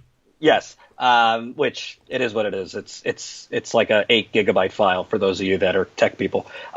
It will be up on flushingflint.com. You can go there now. It has the trailer and the original story. You could actually access it right now if you're a Status Quo member. We made it available for our members and patrons. So you can become a Status Quo member at statusquo.com/join. I hope actual, like, old school journalism is worth it. You know, we have different plans, $5 a month, $10 a month. And we made that available Sundays. So it's up on our website under member content. And I really hope people won't stop at watching the documentary, because if you think this can't happen to you, trust me, it can. And in many cases, it's already happening to people and they don't know it. Water utilities are gaming the system, and it's not just the EPA, it's not just the state environmental agencies. We're talking about the CDC. We're talking about the Department of Health and Human Services. You would think, like, oh, it's our government. They want to get to the bottom. It's in their benefit to actually find the lowest numbers possible, whether it's lead or other things, so they don't have to pay for the problem. And this is bipartisan, because this has happened under both administrations. And the simplest way of putting it, water is life, which we heard a lot during Standing Rock, is not a bumper sticker. It's true. Yeah. So if you don't have clean water, if you don't have water, period, for X amount of days, you're going to get sick and die. And if you have contaminated water for so long, it's going to forever change your life if you're a child getting exposed to this. There's adults, even though adults aren't talked about as much. I know people that are 38, 39 that I have become close friends with, sources of mine. I don't mean it in a bad way towards them. They look 65, 70 from lead and other contaminants that were in their body. I know people that, are basically go from 0 to 60 as far as temper, because lead causes emotional volatility, mood swings, learning disabilities, things like that. I mean, if you come to Flint, it's really you will quickly see that this crisis was always a crisis, but it wasn't treated that way by the media and the politicians. So I really hope people will watch. Again, you can watch it right now, statusquo.com/join. And I really appreciate it. You know, we need people in independent media. I went on The Hill, covered it, so kudos to them. And we're trying to get more traction. So I hope people, especially the fact that this Thursday is 5 years. That's 5 years since an American city had clean drinking water. We all need to get off Twitter for a second and put down our phones and let that sink in. Like, a first world country, supposedly the beacon of the world, has let a city for 5 years basically fend for themselves. And the reason is they're poor and they're majority minority. And that's pretty shameful. Yeah, and you get a sense of that in the documentary. So it's flushingflint.com, statusquo.com. Jordan Chariton, thank you so much for coming and just talking about this. I think that the documentary is fantastic, and I really hope that people feel encouraged to watch it, because we really, you have to get a sense of what's happening. Like, just listening to it in this abstract way, hearing the news stories every now and then, it's not the same as seeing the faces. So I really hope that people do feel inclined to check it out. Thanks, Jordan. Well, that's all that I've got for you guys today. Thank you so much for tuning in. If you've made it this far in the program, if you'd like to support us and get early access to some of our videos, especially interviews, you can do so by visiting humanistreport.com/support or by checking out patreon.com/Humanist Report, or you can click join underneath any of our videos. Next week on the program, I am scheduled to have Peter Dow as a guest. Newly woke Peter Dow will be joining us, so that should be absolutely fascinating. But anyways, that's it. I've got nothing more to talk about, so I'm done here. This is the Humanist Report podcast. My name is Mike Figueredo, and I will see you all next week. Take care.